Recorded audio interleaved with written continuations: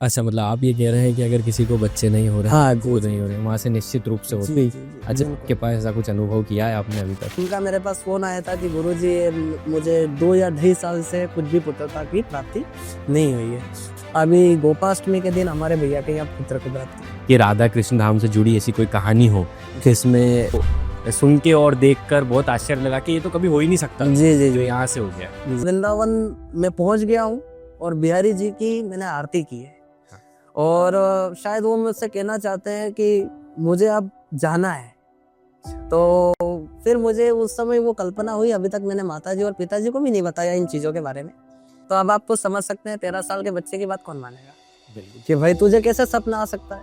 और मैंने मेरे हाथ से उनकी आरती की थी और वो मुझसे कहना चाहते थे कि मेरे को जाना है। हम राधा कृष्ण धाम की तरफ थोड़ा बढ़ते हैं और राधा कृष्ण धाम के बारे में कुछ जानना चाहूँगा मैं आपसे, वहाँ के महत्व के बारे में और राधा कृष्ण धाम कहाँ पर स्थित है और उनकी स्थापना के बारे में थोड़ा सा आप डिटेल में बताएं। 13 साल की उम्र तो नहीं, पर 8 साल की उम्र में था जब से मैं भगवान की पूजन करता। अच्छा, मतलब मैं ये मान सकता हूँ कि 8 साल की उम्र में जी, जी। कुछ बच्चे खेलने को ज़्यादा अपनी प्राथमिकता मानते हैं, जी। वहाँ अपने आध्यात्म जी बिल्कुल रास्ता चुनते हैं। बिल्कुल। जहाँ तक मुझे ज्ञात है आपकी 17 साल की उम्र है। जी 17 साल की उम्र में आप जिला उपाध्यक्ष भी बन गए हैं और संस्थापक भी हैं आपके राधा कृष्ण धाम के। मतलब इतनी बड़ी टीम को और इतने बड़े पद को आप कैसे मैनेज कर रहे हैं? वहाँ पे सिगरेट पिलाने से कैंसर खत्म हो रहे हैं, अच्छा, ये आपको ये मैं दावे से कह सकता हूँ। मतलब आप सिंहस्थ के पहले जी 40 जिलों में जी अनाथ आश्रम खोलने वाले, जी बिल्कुल। जिसका नाम होने वाला राधा। राधा कृष्ण अनाथ। मतलब इतना बड़ा संकल्प आप लेने वाले हैं जी जी और ये निश्चित रूप से पूरा होगा। मतलब इन शॉर्ट, आपके हिसाब से किसी के भी शरीर में कोई भी देवी देवता या माता देवी या हनुमान जी ये नहीं आते? नहीं आते। तो बाकी सब ये जो तांता लगा हुआ है मंदिरों में, ये सब गुमराह कर रहे हैं क्या लोगों को?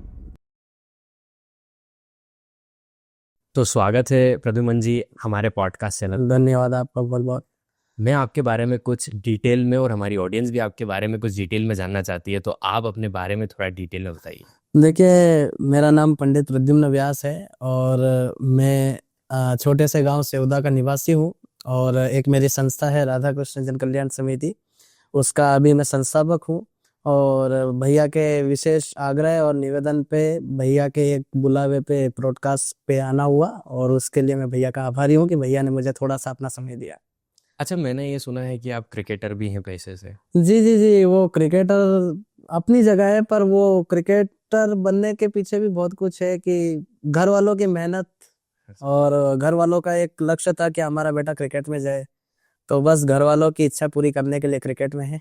क्रिकेटर पे अभी किस पोजीशन पे? अंडर 18 में हूँ मैं और अभी बतौर खिलाड़ी खेल रहा हूँ। अच्छा, ओके। ऑलराउंडर खेल रहे हैं या बॉल? ऑलराउंडर खेल रहा हूँ। अच्छा, बहुत ही फेयर। कितना समय हो गया आपको? करीबन मुझे 1.5 साल हो गया है खेलते हुए। चलिए, बहुत बढ़िया। हम राधा कृष्ण धाम की तरफ थोड़ा बढ़ते हैं जी जी बिल्कुल। और राधा कृष्ण धाम के बारे में कुछ जानना चाहूँगा मैं आपसे, वहाँ के महत्व के बारे में और राधा कृष्ण धाम कहाँ पर स्थित है और उनकी स्थापना के बारे में थोड़ा सा आप डिटेल में बताएं। राधा कृष्ण धाम एक चमत्कारिक स्थान है जो कि सेवदा सीहोर के पास स्थित है। और वहां पर भगवान श्री कृष्ण की दिव्य लीलाएं छुपी हुई है, जिससे भक्तों का निर्मित कल्याण होता है।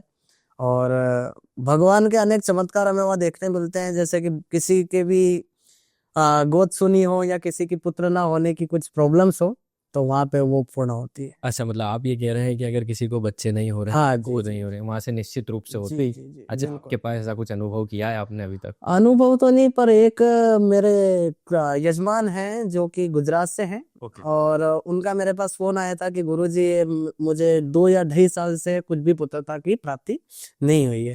तो मैंने उनको बोला कि आप आ सकते हैं तो आप आ जाइए, और कभी नहीं आ सकते तो आप वहीं से आप बता दीजिए क्या करना है। तो उन्होंने बोला आपको जो उत्तम लगे वो आप कर दो। मैं कुछ नहीं किया, भगवान का हर रविवार और हर शनिवार को पूजन पाठ होती है और नित्य पिताजी महाराज तो करते ही हैं, पर मैं बाहर रहता हूँ तो मेरा कभी कभी योग लगता है, तो मैंने किया। और अभी गोपाष्टमी के दिन हमारे भैया के यहाँ पुत्र की प्राप्ति हुई। अरे, बहुत बढ़िया। तो जैसे दूसरे अन्य मंदिरों में यज्ञ होते हैं, जी जी हर मंदिर अपनी एक स्पेशलिस्टी के लिए जाना जाता है। जी बिल्कुल। तो आपके मंदिर में ऐसा कौन सा यज्ञ या पूजन की जाती है जिसकी वजह से पुत्र की प्राप्ति होती है या फिर अन्य काम भी होते हैं? देखिए, उसके पीछे एक सबसे बड़ा बात यह है कि पिताजी महाराज ब्रह्म मुहूर्त में सुबह 4 या 3:30 बजे उठ के भगवान की नित्य पूजन कर रहे हैं। और ब्रह्म मुहूर्त मतलब भगवान का सिद्धि मुहूर्त होता है। सुबह 4 बजे भगवान भ्रमण पे निकलते हैं और ब्रह्म मुहूर्त के पूजन का जो फल मिलता है वो पिताजी महाराज भक्तों के संकल्प के लिए छोड़ देते हैं। उससे भक्तों की मनोकामना जल्दी पूर्ण होती है। अच्छा, लगभग कितने लोग दर्शन करते होंगे? ये मान के चलिए कि जैसे ट्रस्ट का व्यक्ति आता है, ठीक। राधा कृष्ण का व्यक्ति आता है तो सबसे पहले वो मंदिर में ही जाता है। उसके बाद में मिल पाता हूँ तो ठीक है, और नहीं मिल पाता हूँ तो पिताजी महाराज तो ही।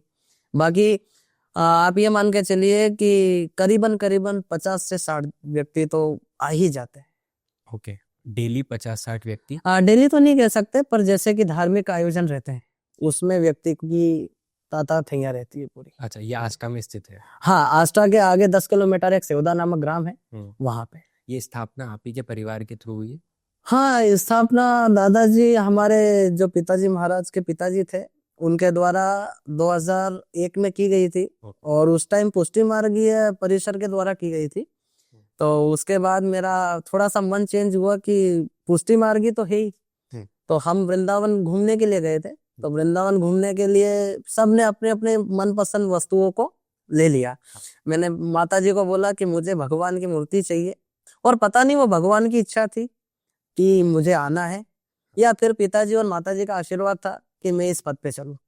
तो वहां नंदगांव से मैंने मूर्ति खरीदी, मूर्ति का प्राण प्रतिष्ठा हुई, भगवान का सूर्य तिलक हुआ, और उसके बाद भगवान आज तक सबकी मनोकामना पूर्ण कर रहे हैं। अच्छा, अभी तक मतलब ऐसा कुछ होता है कि स्वप्न में आते हैं, जैसे खजराना गणेश मंदिर इंदौर में, तो उनके परिवार में किसी को स्वप्न में आए थे कि गणेश जी वहां पर उनकी स्थापना की जाए, तो आपके यहाँ पे ऐसा कुछ स्वप्न में आया, या फिर आप वृंदावन गए तो आपके मन में आया कि मुझे यहाँ से मूर्ति लेना चाहिए, करना चाहिए? एक्चुअली ऐसा तो है कि स्वप्न तो दिया था, पर वृंदावन जाने के कम से कम 2-3 दिन पहले दिया था कि वृंदावन में पहुंच गया हूँ और बिहारी जी की मैंने आरती की है। हाँ। और शायद वो मुझसे कहना चाहते हैं कि मुझे अब जाना है। तो फिर मुझे उस समय वो कल्पना हुई। अभी तक मैंने माताजी और पिताजी को भी नहीं बताया इन चीजों के बारे में। बहुत सी चीजें हैं जो मैंने मेरे परिवारों से भी छुपाई है, क्योंकि वो चीज बताने की नहीं हो पाती है। तो भगवान ने स्वप्न दिया, और फिर मैंने कभी मैं कहता कि मुझे स्वप्न आया था, तो अब आप तो समझ सकते हैं 13 साल के बच्चे की बात कौन मानेगा। बिल्कुल कि भाई तुझे कैसे सपना आ सकता है। पर मैंने माताजी पिताजी को कहा कि नहीं, मुझे मूर्ति लेनी है तो मूर्ति लेनी है। बाकी उसके पीछे रहस्य ये था कि 2 दिन पहले वो स्वप्न में आए थे, और मैंने मेरे हाथ से उनकी आरती की थी, और वो मुझसे कहना चाहते थे कि मेरे को जाना है। मैंने प्रार्थना की कि आप ही कुछ ना कुछ जब कीजिए, अब मैं क्या करूं। तो नंदगांव हमारा दर्शन करने हुआ, वहां पे एक पिताजी के परिचित की दुकान थी, उनने बोला कि कुछ से कुछ ठाकुर जी तो लेके जाओ। तो वहीं पे माताजी को मैंने फोर्स किया, तो और भगवान का ऐसा आगमन हो गया। मतलब 13 साल की उम्र से जी जी इस कार्य में कार्यरत है? 13 साल की उम्र तो नहीं, पर 8 साल की उम्र में था जब से मैं भगवान की पूजन करता हूँ। अच्छा, मतलब मैं ये मान सकता हूँ कि 8 साल की उम्र में जी, जी, वो जी। जैसे खेलने को ज्यादा अपनी प्राथमिकता मानते हैं, जी वहाँ अपने आध्यात्म जी बिल्कुल रास्ता चुन। बिल्कुल। मतलब ऐसे लोग काफी कम हैं इस दुनिया के अंदर जो सनातन से जुड़े हैं और हिंदुत्व से जुड़े। तो मुझे ऐसा लगता है कहीं ना कहीं ये आपके संस्कार, पिताजी माताजी का साथ और उन्हीं का जो चलता आ रहा है वो सबसे आप बिल्कुल बिल्कुल। और आज पॉडकास्ट में भी शायद आप इसी वजह से आए हैं, राधा रानी की कृपा बस और सबसे बड़ा आशीर्वाद मुझे ऐसा लगता है कि माता पिता का ही है। बहुत बड़ा आशीर्वाद है ना, क्योंकि आप खुद देख सकते हैं कि अपने कुछ मरीजों को छोड़ के वो मेरे लिए सफिशिएंट टाइम निकाल के आए, और वो चाहते हैं कि हमारे परिवार का नाम हो, हमारा बेटा उज्जवल क्रांति की ओर प्राप्त करे।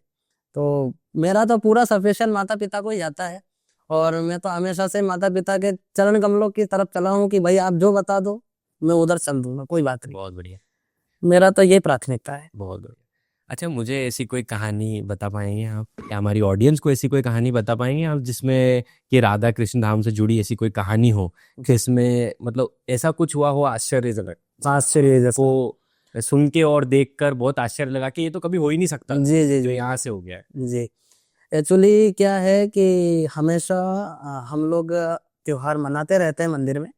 तो होली का त्योहार था, और भगवान की रंग पंचमी के दिन से 5 दिन पहले से हम वहाँ पे पर्व चालू करते थे, जिसको हम होली का उत्सव का नाम देते हैं। तो भगवान के ऊपर रंग गुलाल से वर्षा हो रही थी, और उसी समय जैसे रंग गुलाल उड़ रहा था और भगवान पूरे रंग में स्नान किए हुए थे, उस समय क्या करते हैं हम लोग, भगवान के आभूषण, भगवान की बंसी और भगवान का मुकुट, इन सबको अलग रख देते हैं ताकि उनमें रंग ना लगे। हमने उन्हें अलग रखा और फिर हमने भगवान का अभिषेक, स्नान ध्यान करके, हाँ, भगवान के वस्त्र और आभूषण को देखा तो वहां पे वो आभूषण नहीं थे। तो मैंने माता जी से पूछा कि आभूषण आपने ले लिए? तो माता जी ने कहा कि मैंने नहीं लिए। फिर मैंने पिताजी से बोला कि आपने ले लिए? तो मेरे पिताजी क्या है कि आप खुद जानते हैं कि हर एक बच्चे को अपने पिता की डांट जरूरी है। पिता और माता की डांट नहीं मिलेगी तब तक बच्चा कुछ कर नहीं सकता। तो मेरे पिताजी बोलते हैं कि मेरे को क्या स्वप्न आ रहा है कि मैं तेरे गहने लेके जाऊंगा। तो उस समय हम लोग चिंतित हो गए कि भाई भगवान ने ऐसा क्या चमत्कार किया कि बंसी और गहने फेंक दिए। अब क्या कि पर्दा बंद था। मैंने बोला, मैंने कि देख ढूंढवा दे, नहीं तो सबके सामने नंगा खड़ा कर दूंगा मैं, बिना वस्त्र पहनाए। अच्छा। आप मानेंगे नहीं महाराज, भगवान ने ऐसा कुछ जादू किया, उनके चरणों के नीचे वो आभूषण प्राप्त हुए और जो वो बंसी थी। और आपने पहले चेक किया हुआ था वहाँ? हमारे पास, हाँ, पहले नहीं था। अच्छा। पर जैसे ही मैंने उनको कहा कि भाई देख लाला, ये मैया नहीं है, मैं हूं ना, ये पिताजी महाराज है। हाँ। पिताजी महाराज और दया देख लेंगे, पर मैं पूरी जनता के सामने नंगा खड़ा कर दूंगा। आप मानेंगे नहीं, चरण के नीचे बांसुरी थी और जैसे ही मैंने बांसुरी उठाई तो हम भगवान के मस्तक पे तुलसी रखते हैं, तो वो तुलसी मेरे हाथों में गिर गई। अच्छा। और वो तुलसी आज भी मेरे पास है। और जब से वो मैंने तुलसी रखी है, उसके 5 दिन के बाद राधा कृष्ण जन कल्याण समिति का निर्माण हुआ। उसके बाद मैं क्रिकेट में गया और आप आज देख ही सकते हैं मैं क्या हूं। अच्छा, मतलब राधा रानी की कृपा और राधा जी। कृष्ण धाम की कृपा की वजह से बहुत बड़ी कृपा। कहीं ना कहीं आप क्रिकेटर बन पाए और अंडर 19 में खेल रहे हैं। अंडर 18। सॉरी, अंडर 18 जी खेल जी रहे हैं। मतलब बहुत बढ़िया। मतलब आपकी वार्तालाप से, आपकी बातों से ऐसा लगता है कि जो कुछ भी आज है राधा कृष्ण धाम की बदौलत ही है। बिल्कुल। चलिए, बहुत बढ़िया। प्रद्युमन जी श्री राष्ट्रीय हिंदू परिषद के जी जिला उपाध्यक्ष भी हैं आप। जी ये जी कोई छोटी बात नहीं है, जी जी इतनी उम्र में बनना। जी। तो इसके पीछे भी कई चुनौतियां रही होंगी, तो इसके बारे में कुछ जानना चाहता चुनौतियां तो बहुत रही है, क्योंकि राधा कृष्ण संस्था का जब हमने निर्माण किया तो उस वक्त परिवार वालों ने कहा कि भाई आप लाइफ खराब करोगे, आप लाइफ बिगाड़ रहे हो, बच्चों को इस संगति में मत डालो। क्योंकि पहले के लोग पढ़ाई को ज्यादा महत्व देते थे और आज भी पढ़ाई को ज्यादा महत्व है। तो पिताजी को कहते थे कि भाई उसको बोलो कि पढ़ाई करे। और पिताजी ने कहा कि देखो बच्चा कर रहा है जिसमें उसकी हॉबी है, उसको वो करने दो। अपन उसको ट्रोल नहीं कर सकते, क्योंकि एक बार हॉबी आती है, दूसरी बार फिर कभी अपन उसको मार दो तो हॉबी फिर अच्छी नहीं होती। तो पिताजी ने बोला कि तू कर, मैं खड़ा हूँ। फिर हमने राधा कृष्ण की टीम बनाई, पूरी टीम बना के हमने राधा कृष्ण का अच्छा प्रचार किया, उसमें सदस्य जोड़े। पर अब कोई से सनातन कार्य में कोई कोई असुरुन ऐसे आते हैं कि पूरा मतलब साम्राज्य खत्म करने का दम रखते हैं। तो एक महानुभाव थे, मैं उनका नाम नहीं लेना चाहूंगा, एक महानुभाव थे, तो हमने उनको एक पद दिया गया था। तो उन्होंने उस पद का गलत फायदा उठा के पूरे 928 मेंबरों को ग्रुप से हटा दिया। अच्छा, मैं पद जान सकता हूँ क्या? पद था उनका उच्च आदेश मंत्री। आदेश मंत्री थे वो, जो हमारी ब्रांच है उसके, मतलब जो भी हमको हम नया काम करना रहता था हम उनसे पहले पूछते थे और वो मुझसे पहले पूछते थे। पर उस दिन उनने मेरे से पूछा नहीं और सब सदस्य हटा दिए। उससे क्या है कि पिताजी की रिस्पॉन्सिबिलिटी खत्म हो गई और वो ऐसे साबित हो गए कि भाई ये केयरनेस है, क्योंकि वो जितने भी सदस्य जुड़ने थे वो पिताजी के द्वारा ही जुड़ने थे। और पिताजी ने मेरे को बोला कि इसने 980 सदस्य निकाल दिए हैं, अब क्या करना है।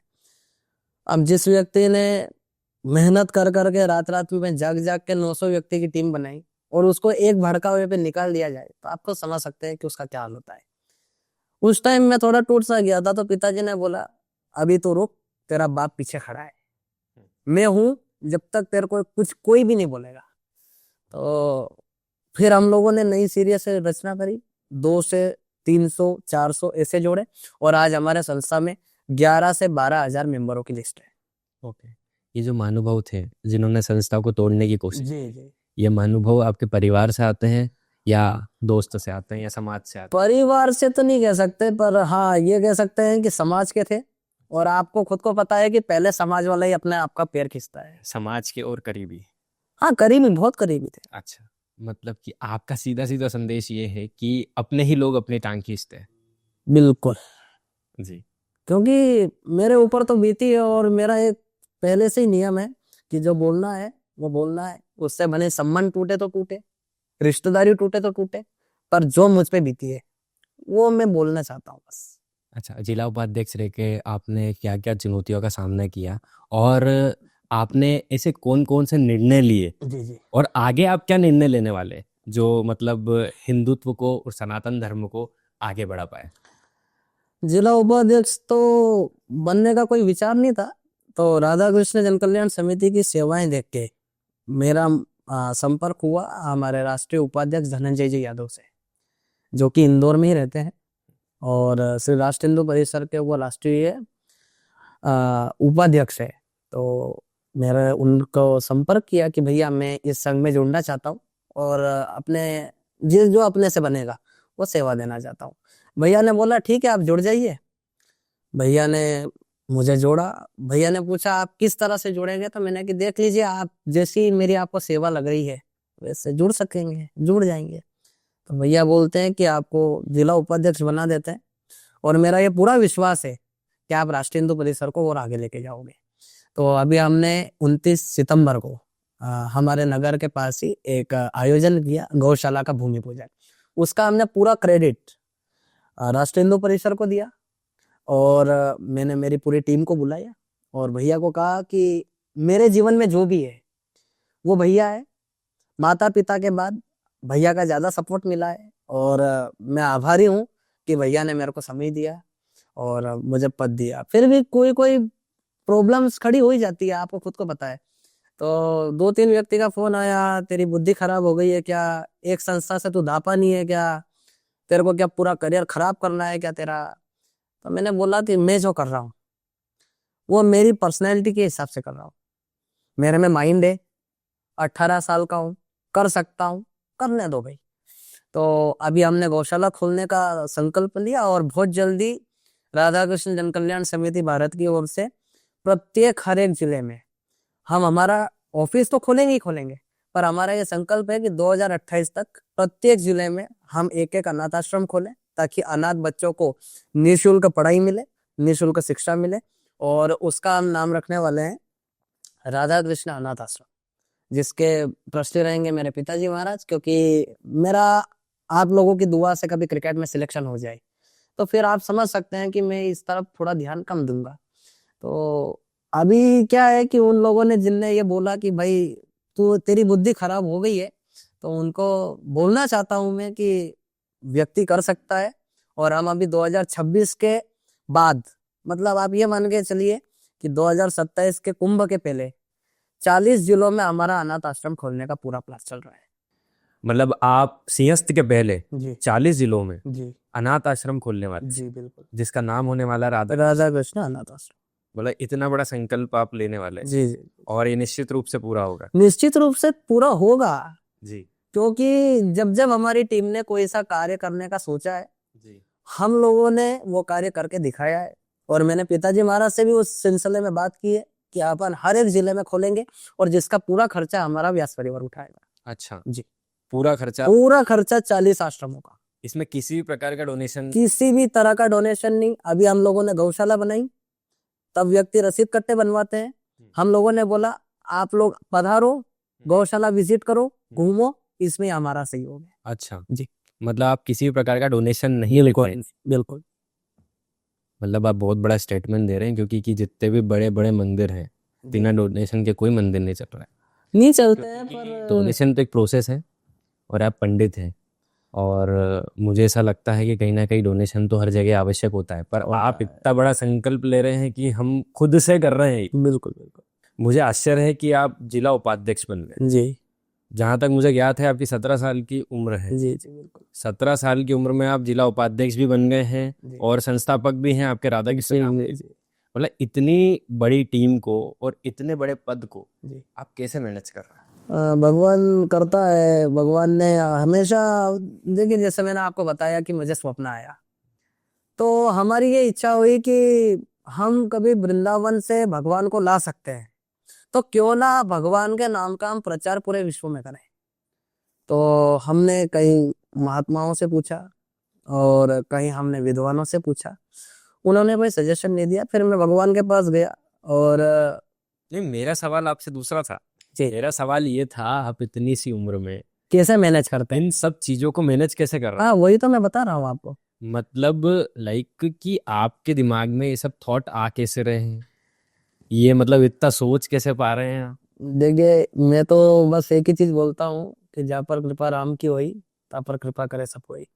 मतलब भगवान की जब कृपा हुई हाँ।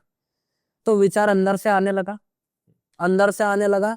तो हम लोगों ने वो टीम का निर्माण किया, टीम का निर्माण किया। तो टीम के मेंबर्स से हमने एक अपील की कि भाई जो जो हमारी टीम में नशा करता है, हमारा निवेदन है कि आप नशा छोड़ दीजिए। अच्छा। हमारी पूरी ट्रस्ट में 11,000 मेंबरों की टीम है और उन टीम में से एक भी व्यक्ति नशा नहीं करता है। इस चीज का मुझे गर्व है अच्छा। कि मेरे 11,000 व्यक्तियों के पास एक भी नशेली चीज आपको नहीं मिलेगी। अच्छा, आप संस्था में लेते ही वैसे हैं क्या? हाँ जी, ये वो लेने के बाद में ये सब चीजें छोड़ नहीं नहीं नहीं, ऐसा है कि कभी वो चाहता है कि वो संस्था में आए, हाँ। तो भले ही वो पहले संस्था में आने के पहले नशा करे, हमें कोई प्रॉब्लम नहीं। पर आप संस्था में आ गए, जैसे स्कूल जाता है बच्चा तो स्कूल में यूनिफॉर्म होती है, तो आप यूनिफॉर्म पहन के स्कूल में प्रवेश करेंगे। ऐसे हमारे ट्रस्ट में नशा मुक्ति यूनिफॉर्म है कि आप हमारे ट्रस्ट में आओ तो शराब छोड़ दो, मांस छोड़ दो, उसके बाद आओ, वरना हम हमारे तरीके से छुड़वाएंगे। अच्छा जी। आप इसमें से पंडितों को या ब्राह्मण समाज को ही लेते हैं या किसी भी समाज का व्यक्ति इसमें इंक्लूड हो सकता है? कोई भी हो सकता है, ऐसा नहीं है, क्योंकि मैंने कभी समाजवादी तो रखी नहीं है। हिंदू मुस्लिम सिख ईसाई और हम सब भाई भाई, मैंने किसी को पराया नहीं माना है। देखिए भगवान सबके लिए है, जो माने उनके लिए भी है और नहीं माने उनके लिए भी है। तो क्यों ना हम भगवान के भक्तों को भगवान से दूर क्यों ना रखें। मतलब मेरा कहने का तात्पर्य यही है कि सर्व समाज उसमें सम्मिलित है। बस हमारी शर्त ये है कि आप धूम्रपान नशा छोड़ के आइए, अच्छा। तो हम आपका पूरा सपोर्ट करेंगे। अच्छा, जैसे आप क्रिकेट भी खेलते हैं, जी जी आपके दोस्त भी होंगे, आप स्कूल भी गए हैं, कॉलेज जी कॉलेज भी जी जाएंगे अब आगे, जी। तो आपके दोस्त नहीं रहे हैं आपकी उम्र के ही? दोस्त तो जीवन में केवल एक ही को बनाया है और वो भगवान को ही बनाया है। अच्छा। हाँ, क्योंकि क्या है, संसारिक व्यक्ति बद्दुआ दे सकता है, धोखा दे सकता है। और मेरे दादाजी ने कहा था कि अमीरनाथ के पैर मत पकड़ो, जगन्नाथ के पैर पकड़ना, तो बोले तरोगे। तो वो मैंने याद रख लिया कानों में कि भाई जगन्नाथ के पैर पकड़ना है। और उस टाइम में समझ में नहीं था, मैंने होंगे कोई जगन्नाथ, तो मैंने दादाजी से पूछा, मैंने कि जगन्नाथ अंकल रहते कहाँ है। तो दादाजी बोलते हैं, बोले जगन्नाथ अंकल नहीं है, भगवान है। अब उस टाइम शायद 5 से 6 साल की आयु थी। तो दादाजी ने मेरे को भगवान की पूजन सिखाई और उसके बाद से दादाजी ने मेरे से एक वचन लिया कि दोस्ती करो तो उससे करो जो आपके लिए आपके हर परिस्थिति में साथ खड़ा रहे। अच्छा। आपके दुख में भी, आपके सुख में भी। और दूसरा उन्होंने ये कहा कि दोस्त ऐसे को बनाओ जो आपके फोटो में नहीं, आपकी दुखद परिस्थिति में आपके साथ खड़ा रहे। फोटो में खड़े रहने वाले दोस्त बहुत है, पर दुख के समय में खड़े रहने वाला दोस्त बहुत कम मिलता है। तो मैंने बोला कि दोस्ती बनने से दुख मिले तो वो दोस्ती बननी क्यों है। अच्छा। दोस्त तो उसको बनाओ ना जिसको अपन कान पकड़ के मरोड़ भी सकते हैं। हाँ। और वो हमारे ठाकुर जी है। हाँ। राधा कृष्ण भगवान जब वस्त्र नहीं पहनते मैं उनका कान पकड़ के मरोड़ भी देता हूँ। अच्छा। और आप मानेंगे नहीं, जब जब मैं उनको डांट मारता हूँ, हालांकि वो त्रिवेणी नाथ है, पर जब जब भक्त के वश में, भगवान आपने सुना ही है, जब जब मैं उनको मेरे वश में करता हूँ, तो आप मानेंगे नहीं, जो वस्त्र उनको नहीं पहनना है वो भी वो पहन लेते हैं। अच्छा।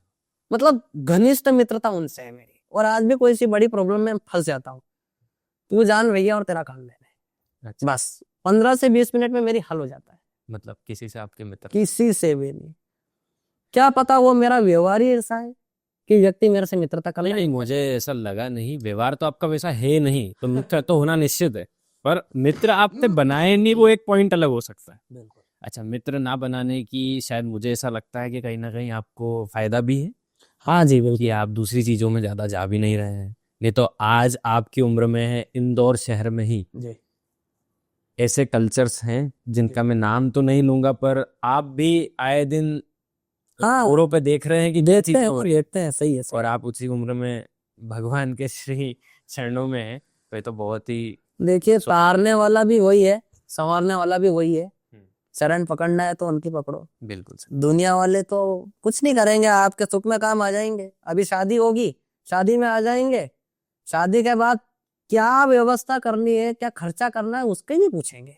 हाँ। और भगवान उसमें है कि शादी में भी आपके साथ रहेगा और आप मरेंगे उसमें भी रहेगा। बिल्कुल क्योंकि शादी में गणेश पूजन होती है और दाह संस्कार में राम नाम सत्य होता है, बिल्कुल आप सही। खुद जानते हैं। हाँ। तो दोनों चीज में भगवान का नाम तो आया ही है, बिल्कुल सही। इसलिए भगवान से मैंने अधिकतर रिश्ता लिया है। जी। हमने ऐसा सुना है कि आप कथावाचक भी हैं। जी जी जी तो आपने काफ़ी बड़ी कथाएं भी की। जी जी। तो कथावाचक का सफ़र कैसा क्या रहा आपका? कथावाचक का सफर तो गुरुदेव भगवान की कृपा है और आशीर्वाद है। एक्चुअली वृंदावन में गया था और उस टाइम जीवन में पहली बार ही मैंने ट्रेन का सफर किया था लाइफ में। तो हम ट्रेन के सफर पे मैं ऐसे देख रहा था, मैंने कि यार देखो क्या प्रकृति है, भगवान ने कितनी अच्छी प्रकृति निर्धारित की है। अब वो रेलवे स्टेशन पे ट्रेन रुकती है, उस टाइम मुझे पता नहीं था कि ये रेलवे स्टेशन पे ट्रेन रुकती है। तो मैंने माता जी को पूछा, मैंने कि मम्मी ये ट्रेन रुकी क्यों है?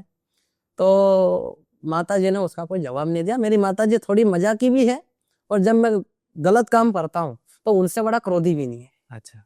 क्योंकि माता पिता का परम कर्तव्य है कि अपने बेटे को सुधारे। मेरी माता जी क्रोध करती है पर 5 मिनट का करती है, उसके बाद फिर खाना खा लो, ये कर लो। तो मैंने माता जी से पूछा, माता जी ने कुछ बोला नहीं, पागल बोल के छोड़ दिया। फिर दूसरा स्टेशन आया, मैं सोचूं, मैंने कि मम्मी ये क्यों रुकी है? तो मम्मी को क्रोध आया और मम्मी बोले ट्रेन खराब हो गई बोले।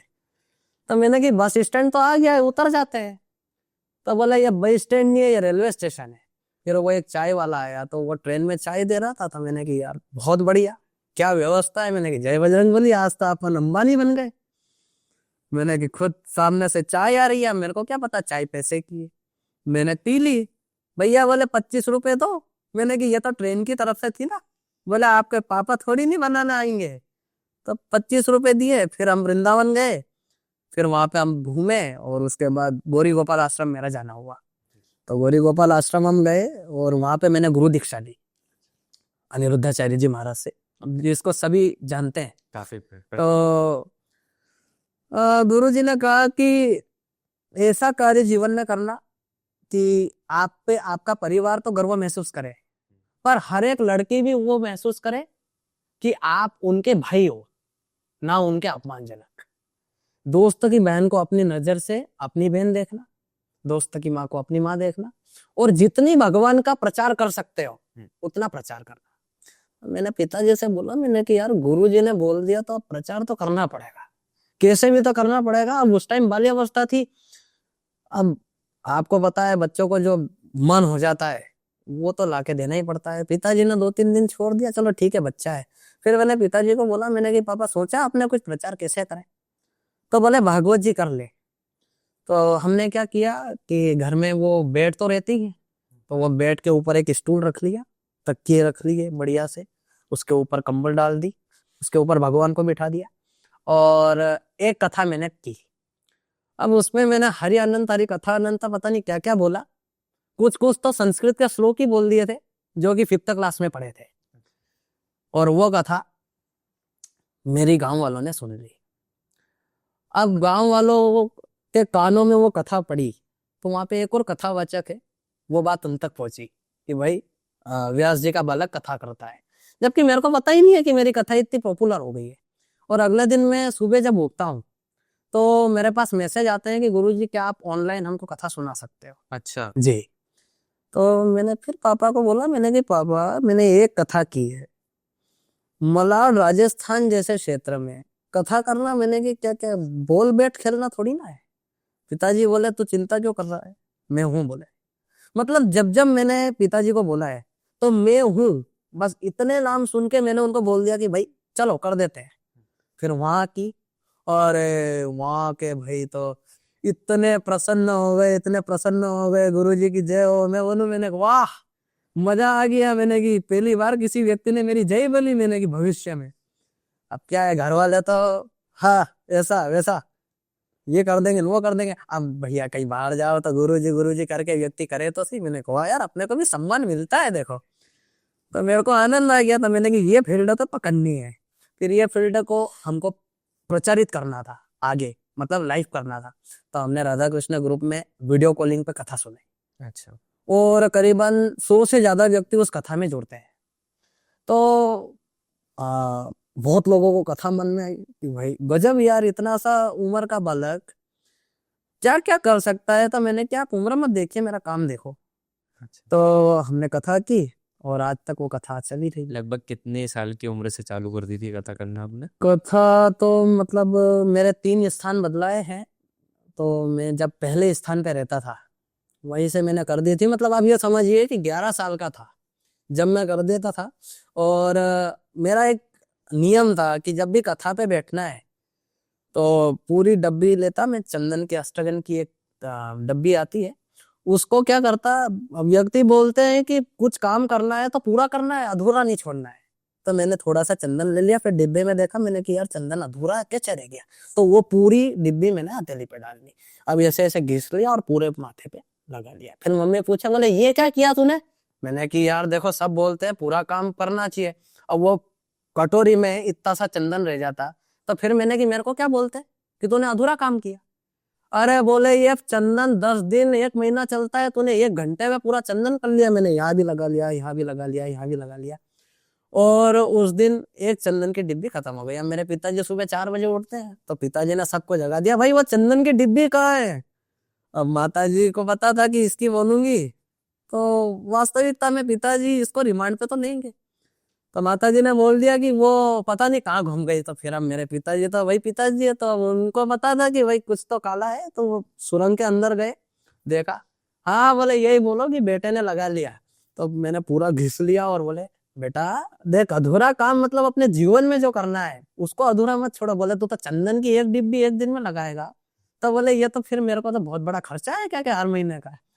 तो फिर भगवान की पूजन की और उसके बाद कथा श्रवण की, कथा चालू की और ऐसे क्रम चलता गया। अच्छा, तो ये कथा जैसे कोई भी कथा कर सकता है, कोई भी भागवत कर सकता है, या इसके कोई प्रोसेस होता है? प्रोसेस होती है इसकी, ये प्रोसेस होती है कि जो कथा करे, जो कथावाचक करे, वो अपना सर्वगुण संपन्न से भगवान को न्योछावर कर दे कि मैं हूं और आप मेरे हो।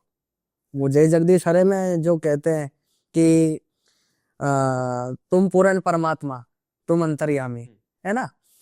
और भगवान को जब भी आप मंच पे चढ़ो तो यही बोलना है कि भाई मेरी वाणी के आप रक्षाकार हो। मेरी वाणी से कोई सा वो शब्द ना निकले जिसके कारण किसी को दुख हो, जिसके कारण किसी को कष्ट हो। जैसे आप देख रहे हैं कि बहुत से कथावाचक महिलाओं पे गलत टिप्पणी करते हैं, महिलाएं ऐसी होती है, महिलाएं वैसी होती है। पर मेरी नजर से जिस घर में बेटी होती है वो घर बहुत भाग्यवान होता है। बिल्कुल। क्योंकि आप बेटी को बेटी की नजर से मत देखिए, आप ये देखिए आपके घर में साक्षात लक्ष्मी आई है। हालांकि मेरे यहाँ पे कोई बेटी नहीं है, मैं एक ही हूँ। और तो हमने कभी ये बात की है कि काश हमारी भी एक बहन होती, और मेरी माताजी ने कहा है कि काश हमारी बेटी होती। पर सबका नजरिया अलग अलग है। कोई कथावाचक कहता है कि बेटी गलत होती है, और हमारा ये है कि भाई जहाँ बेटी होती है वो स्वर्ग होता है। तो कथावाचक को 3 नियम रखने चाहिए कि एक तो अपनी नजर शुद्ध रखनी चाहिए, एक अपना खान पान शुद्ध रखना चाहिए, और अपने पूरे मन को भगवान को अर्पण कर देना चाहिए। जी। जैसा कि आपके परम पूज्य गुरुदेव जी अनिरुद्धाचार्य जी जी जी महाराज, वो काफ़ी ट्रोल होते हैं इंस्टाग्राम यूट्यूब पे, और इन सब की वजह से मतलब उनको बहुत ट्रोल किया जाता है। उनके ही जो मतलब सपोर्टर्स रहते हैं, जो सभा होती है उसके अंदर जो क्वेश्चनर होते हैं, जी जी उनको बहुत ज़्यादा ट्रोल किया जाता है। जी जी जी उनके बारे में जोक बनाना, मीम्स बनाना, जी जी। इस बारे में आपका क्या कहना है? देखिए मैं एक बात बोलना चाहूंगा कि संत की निंदा करने में वो व्यक्ति उसके आप को ये समझे, जैसे किसी भी संत के बारे में गलत नहीं कहना चाहिए, पर गलत आपने कह दिया तो उसके परिवार को ये समझ लेना चाहिए कि उसके बेटे की विनाशकाली विपरीत बुद्धि आ गई है। और वे व्यक्ति खुद उसके चरित्र को बाहर चर्चित कर रहा है। भाई आप संतों का अपमान कर रहे हो, आपने उनके यहाँ पे जाके देखा है कि संत क्या क्या सेवा कर रहे हैं। आज आप गुरुदेव भगवान के जैसे सेवा करके देखो, आपका पूरा घर बिक सकता है।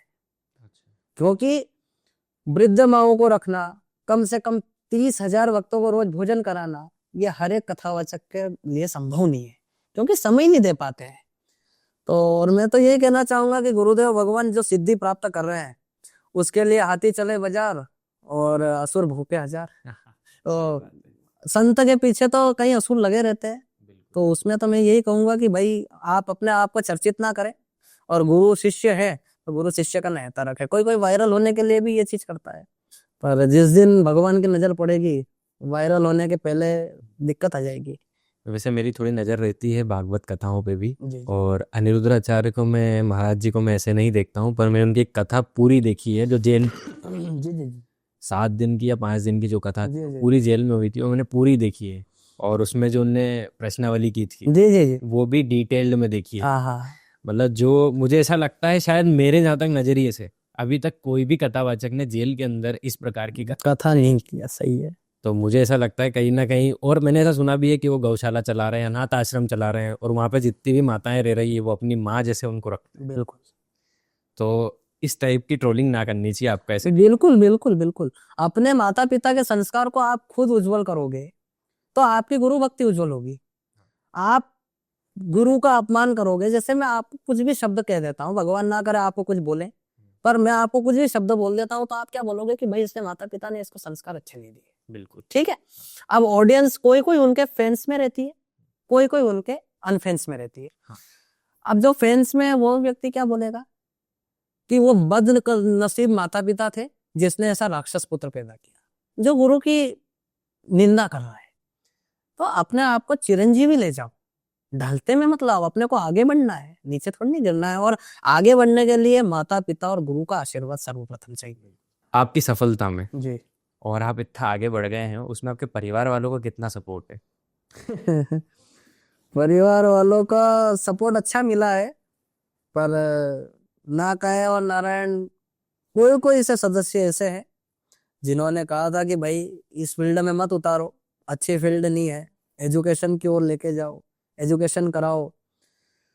और कई कई बार तो ऐसी कंडीशन आई है कि एक चाबी मांगने के पीछे मेरे परिवार वाले ने मुझ पे हाथ उठाने तक का प्रयास किया है।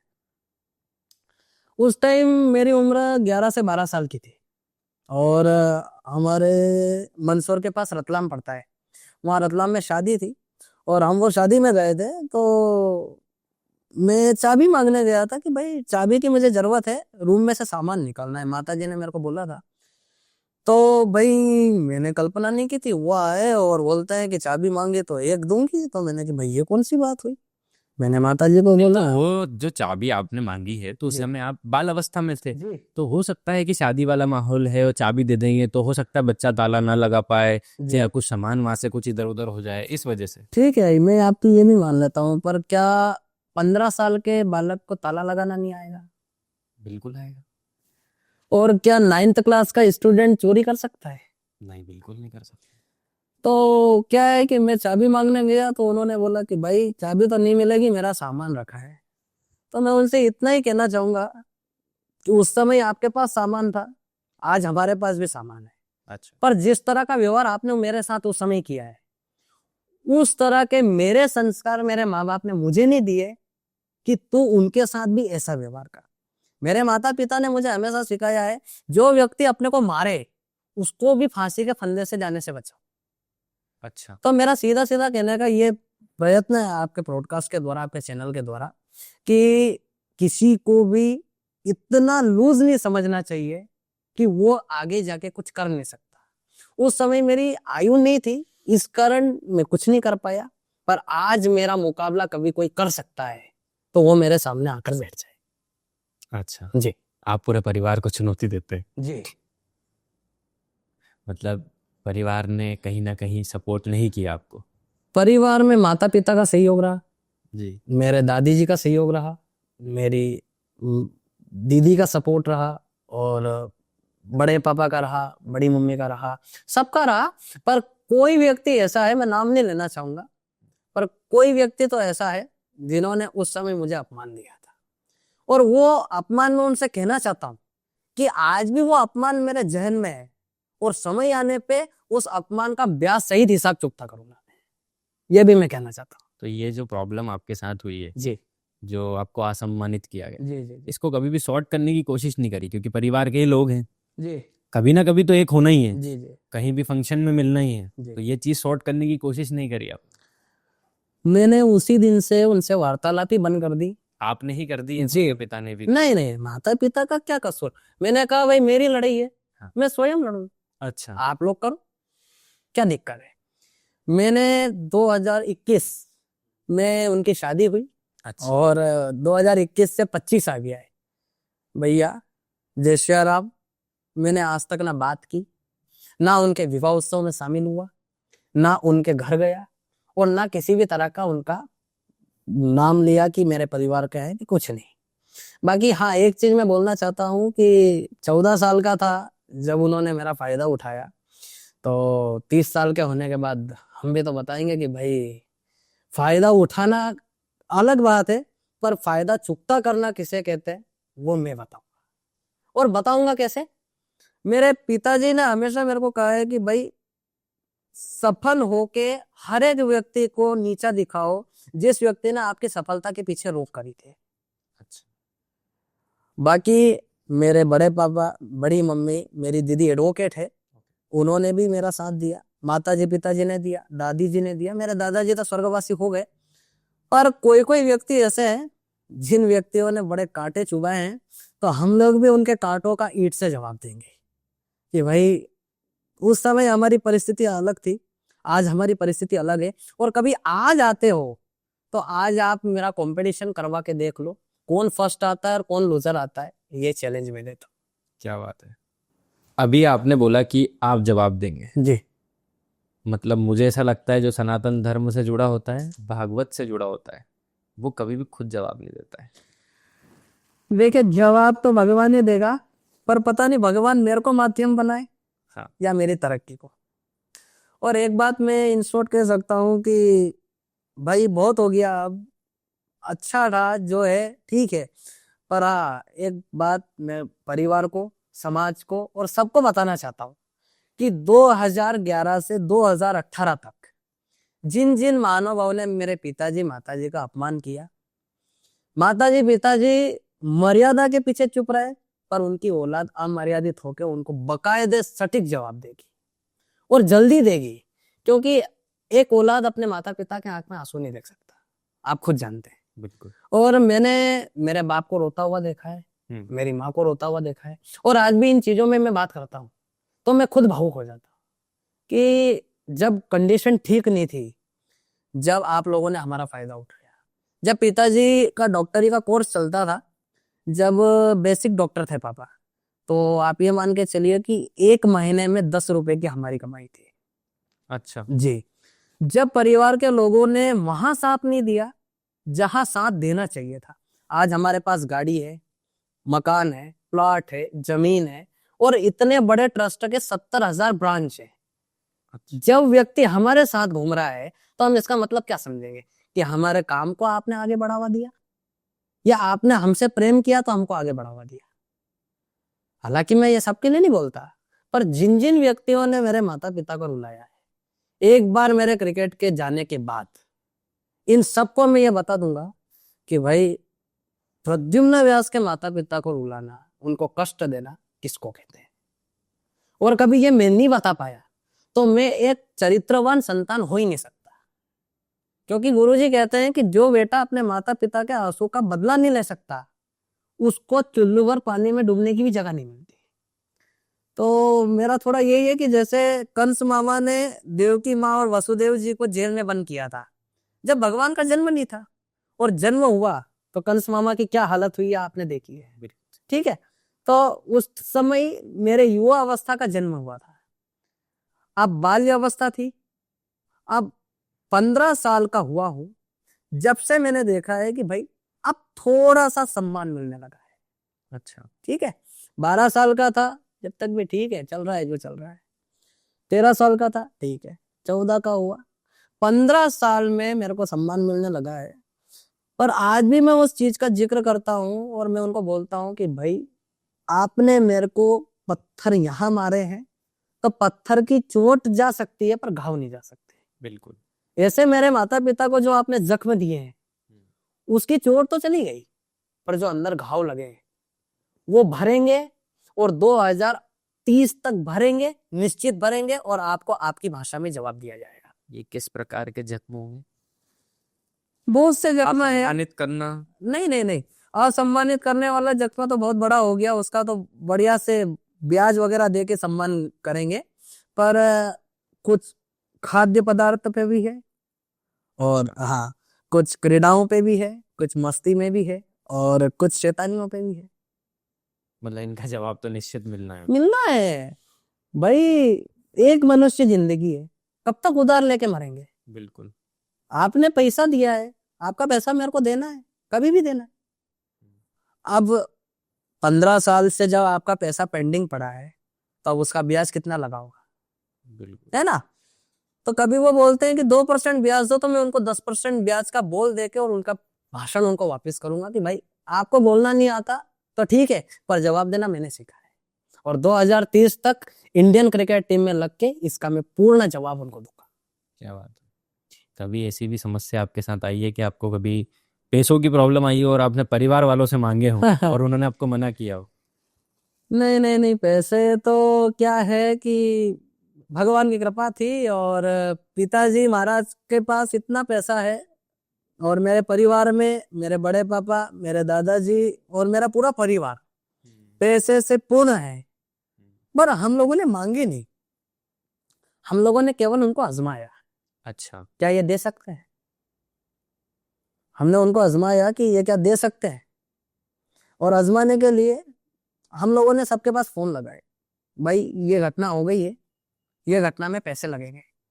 कोई बोलता है अभी मैंने किस्त भरी, कोई बोलता है कि भाई अभी मकान की किस्त है, वो देना है, और कई कई तरह के बहाने, जैसे कि आप समझ ही सकते हैं। बाकी बाकी हाँ, ये मैं बोलना चाहता हूँ कि ठीक है, जो उस समय उन लोगों को ठीक लगा, वो पूरे साम्राज्य ने किया। अब 2030 के बाद प्रद्युम्न का साम्राज्य आएगा, तो जो मुझे ठीक लगेगा वो मैं करूँगा। बहुत बढ़िया। अभी तक अपन ने सभी चर्चाएं कर ली, जी जी पर अभी तक हमने आपके एजुकेशन बैकग्राउंड पे बात नहीं की। जी जी जी। तो अभी आपका एजुकेशन बैकग्राउंड में क्या चल रहा है, आप क्या पढ़ रहे हैं? देखिए, भगवान की कृपा से एजुकेशन में तो इतना मन लगता नहीं है अच्छा। जी, बिल्कुल भी मन नहीं है। मेरे माताजी और पिताजी का जब आप ब्रॉडकास्ट लेंगे, जब मेरी बाल क्रीडाएं आपको इतनी अच्छे से बताएंगे, वो उनका बेटा इतना बलशाली था कि स्कूल की बोल के और पता नहीं कहाँ का भ्रमण करने जाता। मंदिरों में या फिर? नहीं नहीं नहीं, मंदिरों में ही। पर क्या है कि सबसे शुरू में भगवान पे मन गया, तो फिर यार ये अंग्रेज उन क्या सिखाएंगे पढ़ाएंगे, कभी फेयर कॉपी कंप्लीट नहीं रहती थी, हाँ। तो भाई गुटली मार दो। अच्छा। और फिर हमारे पिताजी एजुकेशन में बहुत खतरनाक थे, पिताजी पकड़ते। हाँ, मेरा वो भी क्वेश्चन था कि ये पेशे से डॉक्टर हैं और आप इधर धार्मिक कार्यक्रम कर रहे हैं, क्योंकि डॉक्टर का बेटा डॉक्टर ही बनता है, जी जी आपने अधिकतर देखा होगा। जी जी, पुलिस वाले का बेटा हमेशा पुलिस वाला ही बचेगा, बिल्कुल। मतलब प्रोबेबिलिटी वही है, जी जी 90%। जी, पर आपके साथ ऐसा नहीं है। कम है मेरे साथ। पर वो कहते हैं ना कि व्यक्ति उसकी तरक्की बताता नहीं है, पर बहुत उच्च लेवल में जाता है। हाँ। जैसे आप आज ब्रॉडकास्ट कर रहे हो, हम्म। बहुत से वो व्यक्ति होंगे जिनकी मति बहरा गई होगी, जिन्होंने यहाँ ब्रॉडकास्ट नहीं किया। ये आपका मैं प्रचार करने के लिए नहीं कह रहा हूँ, पर आपके ब्रॉडकास्ट का नाम है धार्मिक देव। हमने कई जगह देखा है, कहीं के ब्रॉडकास्ट का नाम अलीन शाह रहता है, कहीं के ब्रॉडकास्ट का नाम पिल्लू शाह रहता है। अब भाई आप ऐसे ऐसे नाम रखोगे तो हमारा सनातन कैसे आगे जाएगा। ब्रॉडकास्ट के लिए भी ऐसे नाम हो तो हमको आनंद आए। और अभी मैं मेरी टीम से निवेदन करूंगा कि अभी जब हम अभी अनाथ आश्रम का उद्घाटन करेंगे, जब भी जितने कैमरे आपके हैं उतने हम वहां लगवाएंगे जी। और सबकी प्रेस कॉन्फ्रेंस वहां पे करवाएंगे, और उसका पूरा जो कॉन्सेंट्रेट रहेगा वो आपके धार्मिक देव को देंगे कि भाई ये रिस्पॉन्सिबल धार्मिक देव की तरफ से आया है। क्योंकि आप खुद सनातन को एक बढ़ावा दे रहे हैं। आज दीदी बैठे हैं, भैया बैठे हैं, आप हैं, बहुत जगह मैं देखता हूँ कि एक व्यक्ति ब्रॉडकास्ट करता है, एक व्यक्ति कैमरा लगाता है, ठीक है, उसके अलावा और कुछ नहीं रहता। अब ब्रॉडकास्ट करके सनातन का प्रचार करना एक अलग बात है, पर सनातन का ब्रॉडकास्ट को नाम देना वो बहुत बड़ी बात है। कि जन्म माँ दे देती है, पर संस्कार कभी पिता ने नहीं दिए, बिल्कुल। तो वो संस्कार संस्कार नहीं होते। ऐसे ब्रॉडकास्ट तो आपने बना दिया, पर आपने ब्रॉडकास्ट को संस्कार दे के धार्मिक देव का नाम नहीं दिया, तो आपकी पहचान कैसे रहेगी, आप मुझे बताइए। आपको कौन बोलेगा भाई धार्मिक देव वाला 1 नंबर ब्रॉडकास्ट करता है, हाँ। ऐसे बोलेंगे। आप कोई सी और नाम रख लेते, अरे वो अंग्रेज ब्रॉडकास्ट थे, वहां चलो वहां पे बढ़िया होता है। अंग्रेजी शब्द और धार्मिक देव में आप भगवान का नाम का भी एक बार उनके मुंह से अनुष्ठान करवा रहे हैं। बिल्कुल। कि धार्मिक और देव, देव कहने से मात्र मोक्ष की प्राप्ति होती है। तो आप सोचिए जब आपके चैनल को व्यक्ति सब्सक्राइब करता होगा तो आपको कितना पुण्य मिलता होगा, क्योंकि आपके बहुत से फॉलोवर्स हैं जी 2 लाख से अधिक है। जी अब 2 लाख व्यक्ति ने धार्मिक देव नाम लिए होंगे तो 2 लाख का पुण्य आपको कितना मिला होगा। बिल्कुल। इसलिए मेरा ये भी है कि आपसे व्यक्ति को शिक्षा लेनी चाहिए कि भाई पॉडकास्ट का नाम ऐसा रखो जो हमारे ऊपर जाए, हमारे ऊपर जाए। जैसे हम हिंदू हैं, हम सनातनी हैं। और मैं तो एक बात बोलना चाहता हूँ, आजकल बहुत से वुमेन्स में बहुत सारी महिलाओं को ट्रोल किया जा रहा है, हमारी दीदियों को ट्रोल किया जा रहा है।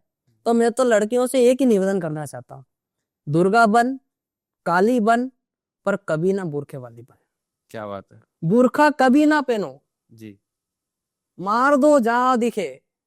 भाई अपनी जिंदगी है, दूसरा व्यक्ति कैसे इंटरफेयर कर देगा। बिल्कुल सही।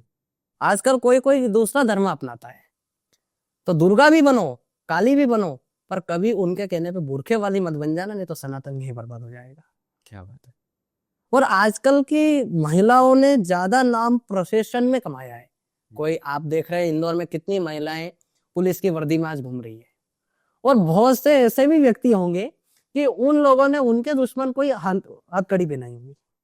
तो आप जब व्यक्ति अपने दुश्मन को ऐसे हथकड़ी पहनाएगा, हालांकि ये तो चेन आप हथकड़ी ना समझे, पर हथकड़ी पहनाएगा तो कितना प्राउड होगा कि भाई देखो आज मेरा बदला पूरा हुआ। ऐसे ही हमारे भी कुछ बदले हैं तो हम भी पूरे करेंगे, हालांकि हम वर्दी में नहीं तो बैट बॉल में पूरे कर लेंगे। सही बात है। तो कॉलेज में जाने में क्या सोचा आपने, क्या करने वाले हैं बाकी? आगे तो कुछ नहीं करना है, अब भगवान की जो लीला है अच्छा। चल ही रही है, और जहां तक शिक्षा होने की होगी वहां तक हो जाएगी। बाकी हरि अनंत हरि कथा अनंत। अच्छा, मतलब रामायण भागवत ये सारे ग्रंथ आप पढ़ चुके हैं? हाँ बिल्कुल। आप कभी धाम पधारो, मैं नहीं मिलूंगा तो पिताजी तो मिलेंगे ही, पर आप आओगे तो आप संपर्क तो मुझे ही करोगे। तो आप पधारो तो मैं आपको गौशाला भी विजिट करवाऊंगा जी। और आप वहां देखेंगे कि आपको वहां जाते से ही कितना कॉन्फिडेंस आएगा। अच्छा, क्रिकेटर का सफर कैसे चालू हुआ, मतलब आपको क्रिकेट में ही क्यों इंटरेस्ट आया और आपने क्रिकेट वाली फील्ड कैसे चूज की? कोई इसमें आपका रोल मॉडल या हीरो हुआ है? क्रिकेट का सफर मतलब मेरी 3 पीढ़ियों से चलता आ रहा है, मेरे दादाजी, मेरे पिताजी और एक मैं। अच्छा। सर्वप्रथम दादाजी महाराज बड़ो हमारे पुराने घर में रहते थे। मेरे 3 निवास थे, एक अवंतीपुर बड़ोदिया है, हाँ। जो सुजालपुर के आगे है, बिल्कुल। ठीक है। उसके बाद सेवदा है जो उसके आगे है, और एक हमारा पूर्व निवास था इकलेरा माता जी। हाँ। बड़ी इकलेरा माता जी, जी। है ना। तो वहां पर बड़ोदिया में मेरे दादाजी महाराज जब मैं छोटा सा था तो मिलने आ जाया करते थे। तो उनके मन में यह प्रश्न था कि भाई मेरा बेटा किसी भी क्षेत्र में पीछे नहीं रहना चाहिए। तो उन्होंने मेरे को बोला कि इधर आओ। तो उस टाइम में थोड़ा खिंचवाता था मैंने कि यार दादाजी अब फिर मेरे को न जाने क्या ज्ञान में बिठा लेंगे। तो मैं गया, देखो पागलपंती नहीं करनी चाहिए बोले तुमको, देखो वो क्या स्कोर बना रहा है, कितने ओवर हुए हैं, कितने विकेट हुए हैं। तब मैंने 2015 का वर्ल्ड कप देखा था, सॉरी 2015 नहीं 2011 में, जो कि भारत को MS धोनी जी ने जिताया था। वो मैंने वर्ल्ड कप देखा था। तो उसमें रोहित शर्मा जी को मैंने देखा था। जी। तो पिताजी महाराज का थोड़ा लक्ष्य ज्यादा था कि क्रिकेट में मैं जाऊं। तो हमने पहले दिन देख लिया टीवी पे। फिर आपको पता है कि बच्चा जो देख लेता है उसको करने की इच्छा होती है। हाँ। तो मैंने पापा से जिद की, मैंने कि मेरे को एक बैट और बॉल चाहिए, और नहीं आए। तो मैंने कि फिर दिक्कत आएगी। तो दादाजी बोले मैं ला के दूंगा बोले, अच्छा। क्योंकि उनका तो ये लक्ष्य ही था कि कोई भी उनके परिवार से क्रिकेट में जाए। तो मेरे को बॉल गेंद ला के दी। अब पिताजी महाराज क्या है, मेरे को अनुशासित रखना चाह रहे थे, तो पिताजी महाराज ने बोल दिया कि मैं खिलाने नहीं जा रहा हूँ। तो मेरा तो बढ़िया सपोर्टर थे, दादाजी को जाके बोल देता था दादाजी पापा ऐसे ही बोल रहे हैं। फिर पापा की जो डिमांड होती थी, तुम बच्चे के सपने पूरे नहीं कर सकते, ऐसा वैसा। तो फिर पिताजी ने मेरे को खिलाना शुरू किया, और फिर पिछले साल 14 नवंबर 2024 को मैंने माता जी को बोला कि मेरे को क्रिकेट में जाना है। तो मेरी माता जी का भी भगवान भला करे कि उनने मना नहीं किया और बोल दिया कि भाई तू जा, हम तेरे साथ है, भले कितनी फीस देनी पड़े हम देंगे। तो हम गए, माता जी ने बोल दिया, पिताजी ने बोल दिया, अरे मैंने कि अब तो बल्ले बल्ले। और फिर मेरे जो कोच है अमित जी जोशी, वो एमपी टीम के 10 साल कोच रह चुके हैं अच्छा। जी। तो उन्होंने मेरे को बोला कि बेटा कोई सी ऐसी चीज नहीं है जो तू नहीं कर सकता, तू ये सोच कि तू सब कर सकता है, केवल तेरे में हौसला होना चाहिए कि मैं सब कर सकता हूँ। तो मेरे को जुनून दिया और फिर प्रैक्टिस हुई और ऐसे क्रिकेट में मेरा आना हो गया। अच्छा, लगभग आपको कितने क्रिकेटरों से मिलने का मौका मिला है और कौन आपके फेवरेट क्रिकेटर्स हैं? देखिए, भगवान और आपकी वाणी कभी फली तो 2 साल में तो मिल ही लेंगे, पर अभी तक मिलने का ऑफर नहीं आया है। पर हाँ, एक बार रोहित जी से जरूर मेरी बात हुई है अच्छा जी, और उनने मेरे को सजेस्ट किया कि भाई तू जा, जो हेल्प लगेगी वो मैं करूंगा। अच्छा। और मैंने मेरे पिताजी महाराज की भी बात करवाई। अब आप जानते हैं क्रिकेटर्स अधिकतर इंग्लिश में बात करते हैं, बिल्कुल। है ना। तो पिताजी महाराज ने कहा कि हम हिंदू सनातनी हैं और हम हिंदी में बात करते हैं। तो रोहित भाई बोलते हैं, बोले व्हाट ही से। मैंने कि ही से he is a Hindu, then he will talk only Hindi. Okay. तो फिर पिताजी महाराज से हिंदी में बात की, मेरी माता जी से भी मैंने बात करवाई। और भैया ने कहा कि भाई तू कोशिश करता रहे, तेरी मेहनत भगवान सफल करेगा और डेब्यू कराने की मेरी जवाबदारी। अच्छा, मतलब इतना सपोर्ट है आपको रोहित बिल्कुल शर्मा का। बिल्कुल बिल्कुल। बहुत बढ़िया। मतलब आपको कप्तान का ही इतना सपोर्ट है तो मतलब हाँ, बस वही तो मैं कह रहा हूँ कि भगवान की कृपा ही समझो इसे। बहुत बढ़िया। क्रिकेट की दुनिया में जी, आपको लाने वाले और आपको इतना आगे बढ़ाने वाले गुरु कौन है और जिनको आप अपना गुरु क्या भगवान जैसे मानते हैं क्रिकेट की दुनिया में? ऐसे तो एक ही व्यक्ति है, श्री अमित जी जोशी हैं, जो कि मेरे लिए भगवान जैसे हैं। और कभी वो नहीं होते तो भाई साहब मैं बैट पकड़ना भी नहीं सीखता। जब मैं शुरू में आया था तो सर ने मेरे को बोला था भाई स्टांस ऐसे लेना है, हम ऐसे ले लेते थे। पर भी मेरे गुरुजी का बहुत अच्छा नेचर है। और मेरे गुरुजी, मतलब एक बात आप ये मान के चलिए कि जैसे पहले के समय में सचिन जी प्रख्यात थे, ऐसे मेरे जीवन में अमित जी प्रख्यात है कि उनने मेरा भाग्योदय किया, मेरे को आगे लेके गए और आज मेरे को इतना आगे बढ़ाते हैं कि तू बढ़, पीछे मैं हूं।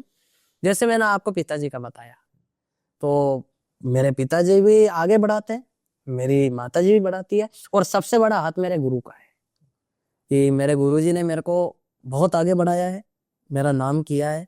तो मैं भी उनसे एक वादा करना चाहूंगा कि जो आपने मेरे को बहुत आगे बढ़ाया है, तो आपकी ही मेहनत से एक दिन आपके सिर पे इंडियन टीम का ताज में पहनाऊंगा। क्या बात है। बिल्कुल, ये मेरे मन में बहुत दिन से इच्छा है कि जब मेरे लिए मेरे गुरु इतना न्योछावर कर रहे हैं, तो मेरी भी तो कुछ इच्छा होनी चाहिए कि मैं उनको गुरु दक्षिणा दूं। बिल्कुल सही है। और मेरी गुरु दक्षिणा पैसों से बढ़ के सम्मान पे जाते हैं जी।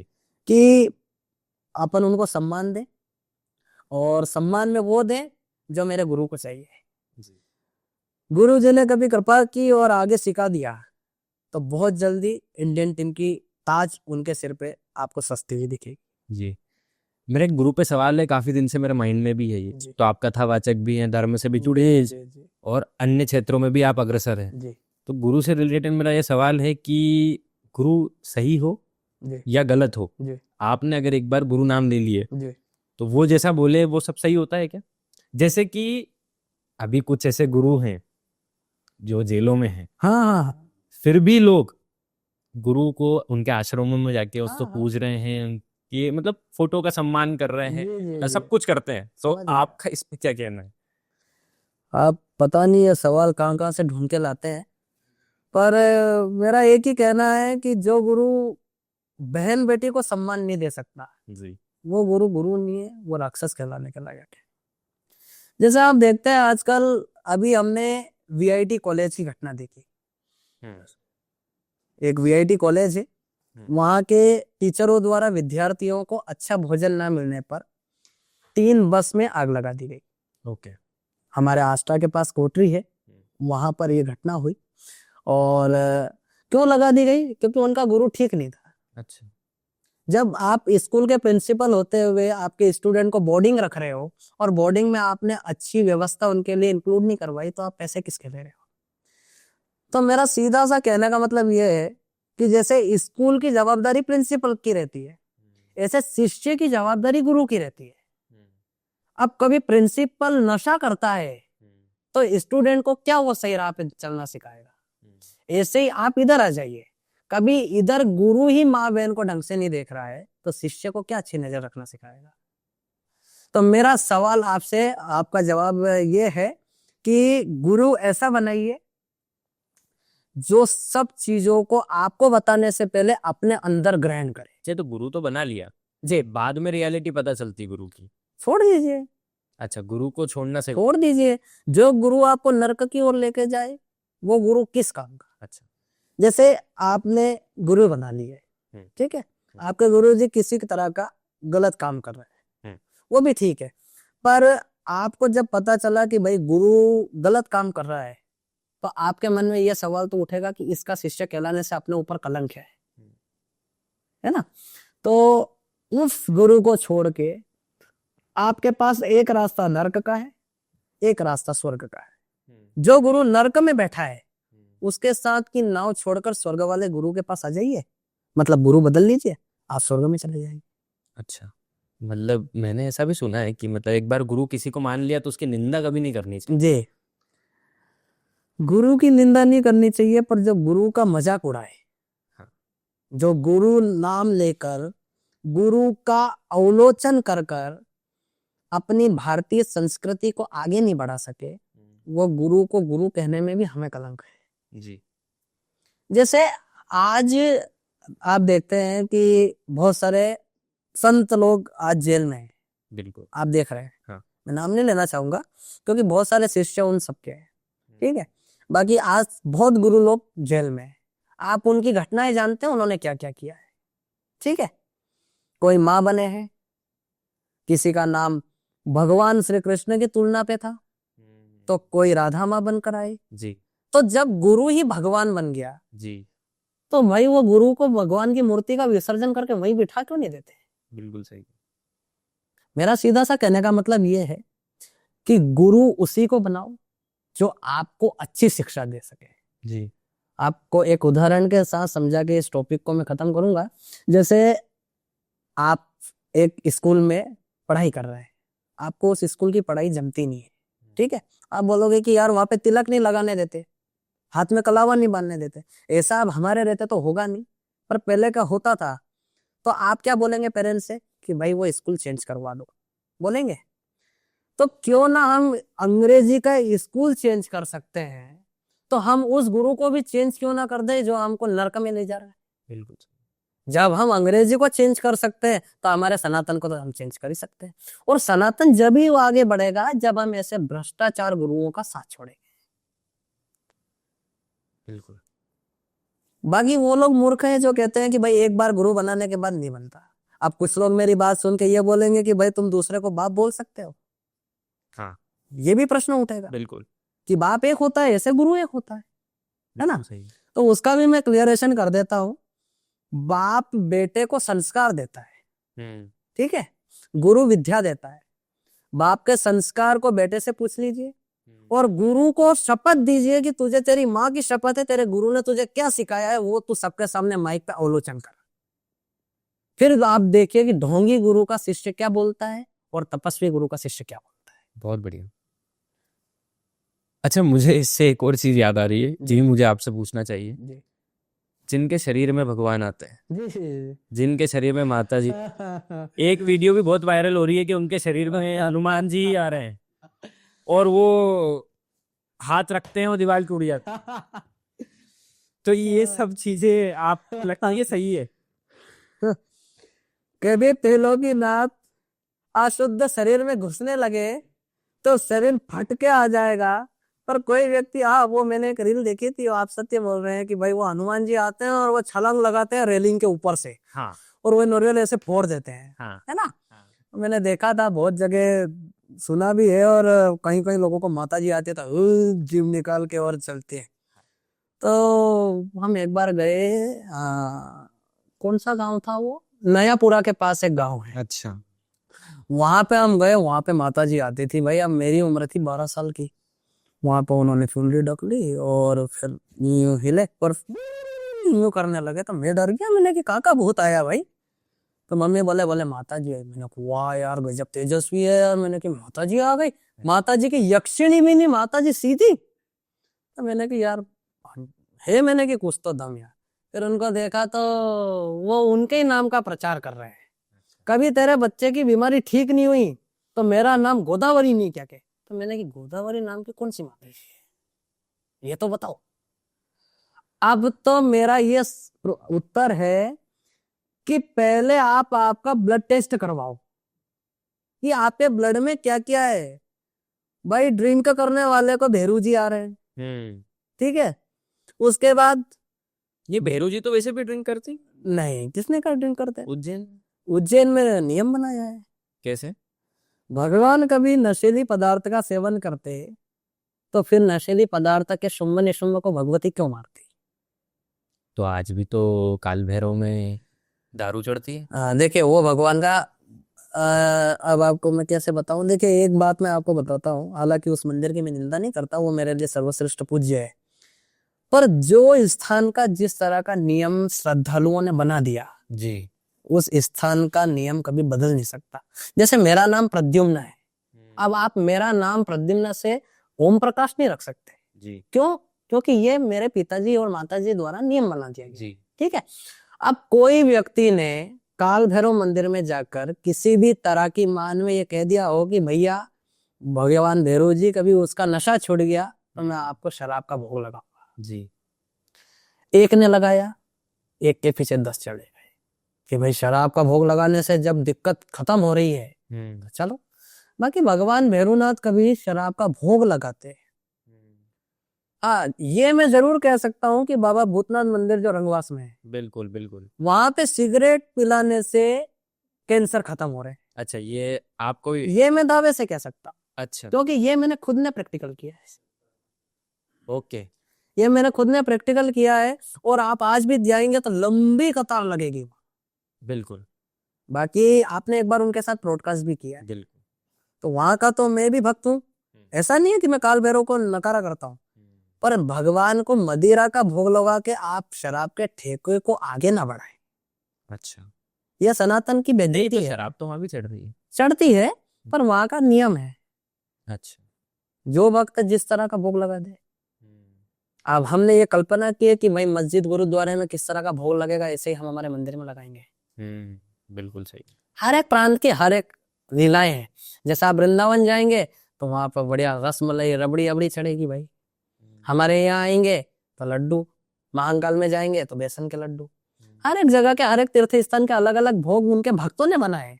भगवान भैरवनाथ ने तो ऐसा नहीं लिखा कि भैया शराब चढ़ती। बाकी भक्तों के द्वारा जो जो भोग लग गए, बेचारे भगवान क्या बोलेंगे, पिला दो भाई। और आप अब ये भी पूछेंगे कि वो पी भी लेते हैं, क्योंकि भगवान काल भैरव पीते हैं। बिल्कुल। भगवान किसी भक्त को कभी निराश नहीं करते। अच्छा। आप उनके लिए मन से एक रोटी भी ले जाओगे। नहीं नहीं तो आपने वो सोचा हो, आपने वो सुना होगा कि दुर्योधन की मेवा त्यागी। मतलब इन शॉर्ट आपके हिसाब से किसी के भी शरीर में कोई भी देवी देवता या माता देवी या हनुमान जी ये नहीं आते? नहीं आते। तो बाकी सब ये जो तांता लगा हुआ है मंदिरों में, ये सब गुमराह कर रहे हैं क्या लोगों को? देखिए मैं उनकी भी निंदा नहीं करता हूँ, पर लोगों के काम हो रहे हैं यहाँ से। नहीं हो रहे हैं, उसको भी मैं मना नहीं करता। पर मेरा ये सवाल है कि जब माता जी शरीर में आ रही है तो जिनके शरीर में आ रही है उनके घर में क्यों कष्ट है? बिल्कुल। ये बताइए भाई। जिसके शरीर में माता जी आएगी उसका घर तो कहाँ होगा, आप स्वयं सोच सकते हैं। मेरे आप कभी मैं आपके स्टूडियो में बैठा हूँ और मेरा शरीर में माता जी आ जाए तो यूं करके मैं आपका स्टूडियो ऐसा कर दूं? मेरा ये क्वेश्चन है कि जब मलमूत्र वाले शरीर में माता जी आ सकती है, जी। तो माता जी के भक्त के द्वारा उनकी इतनी पूजन पाठ की गई, यहाँ तक माता जी को प्रसन्न करने के लिए उन्होंने अपने सिर के बलिदान करने का भी वचन दे दिया, फिर भी माता जी प्रकट क्यों नहीं हुई? और सबसे बड़ी बात यह है कि जब माता जी आती है तो उनके संकेत कैसे रहते हैं? माता जी जब आते हैं तो आंखें पूरी लाल हो जाती है, आपको कुछ भी नहीं दिखता है, पूरा धुंधला सा हो जाता है पूरा। और जब माता जी आती है तो आपको स्वयं को पता है क्या माता जी दिन देख के आएगी या वो बोलेगी कि भैया मैं मंडे को आ रही हूँ, मंडे को बुला लो। माता जी अवतारी है, वो किसी टाइम की मोहताज थोड़ी नहीं है, कभी भी आ सकती है, कभी भी आपको हिला सकती है। अच्छा, पहली बात तो किसी के शरीर में आती नहीं। आती नहीं है। अच्छा। और कभी आते हैं, माता जी की दक्षिणियां आती है, फिर माता जी के 64 भैरव आते हैं, फिर उसके बाद क्षेत्रपाल आते हैं, और क्षेत्रपाल के बाद माता जी स्वयं आती है। अच्छा।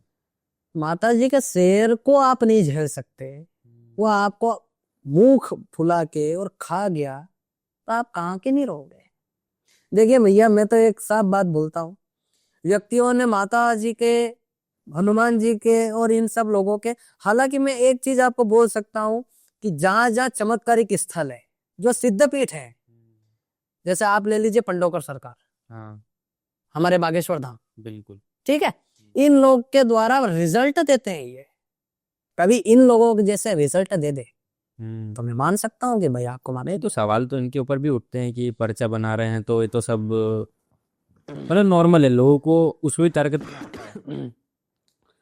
कि मैं एक चीज जानता हूँ, जिसका गुरु बलवान होता है उसका चेला पहलवान होता है। आप स्वयं जानते हैं बागेश्वर धाम में सन्यासी बाबा बैठे हैं, बिल्कुल ठीक है, सन्यासी बाबा इतने तपस्वी महापुरुष हैं, उन्होंने कितनी साधनाएं की है, और बागेश्वर धाम का निर्माण आप देख रहे हैं आज किस तरह का हो रहा है। और आज धीरेन्द्र कृष्ण शास्त्री जी महाराज के द्वारा हर शिवरात्रि को एक कन्या विवाह सफल किया जाता है, आपने देखा होगा, बिल्कुल। ठीक है।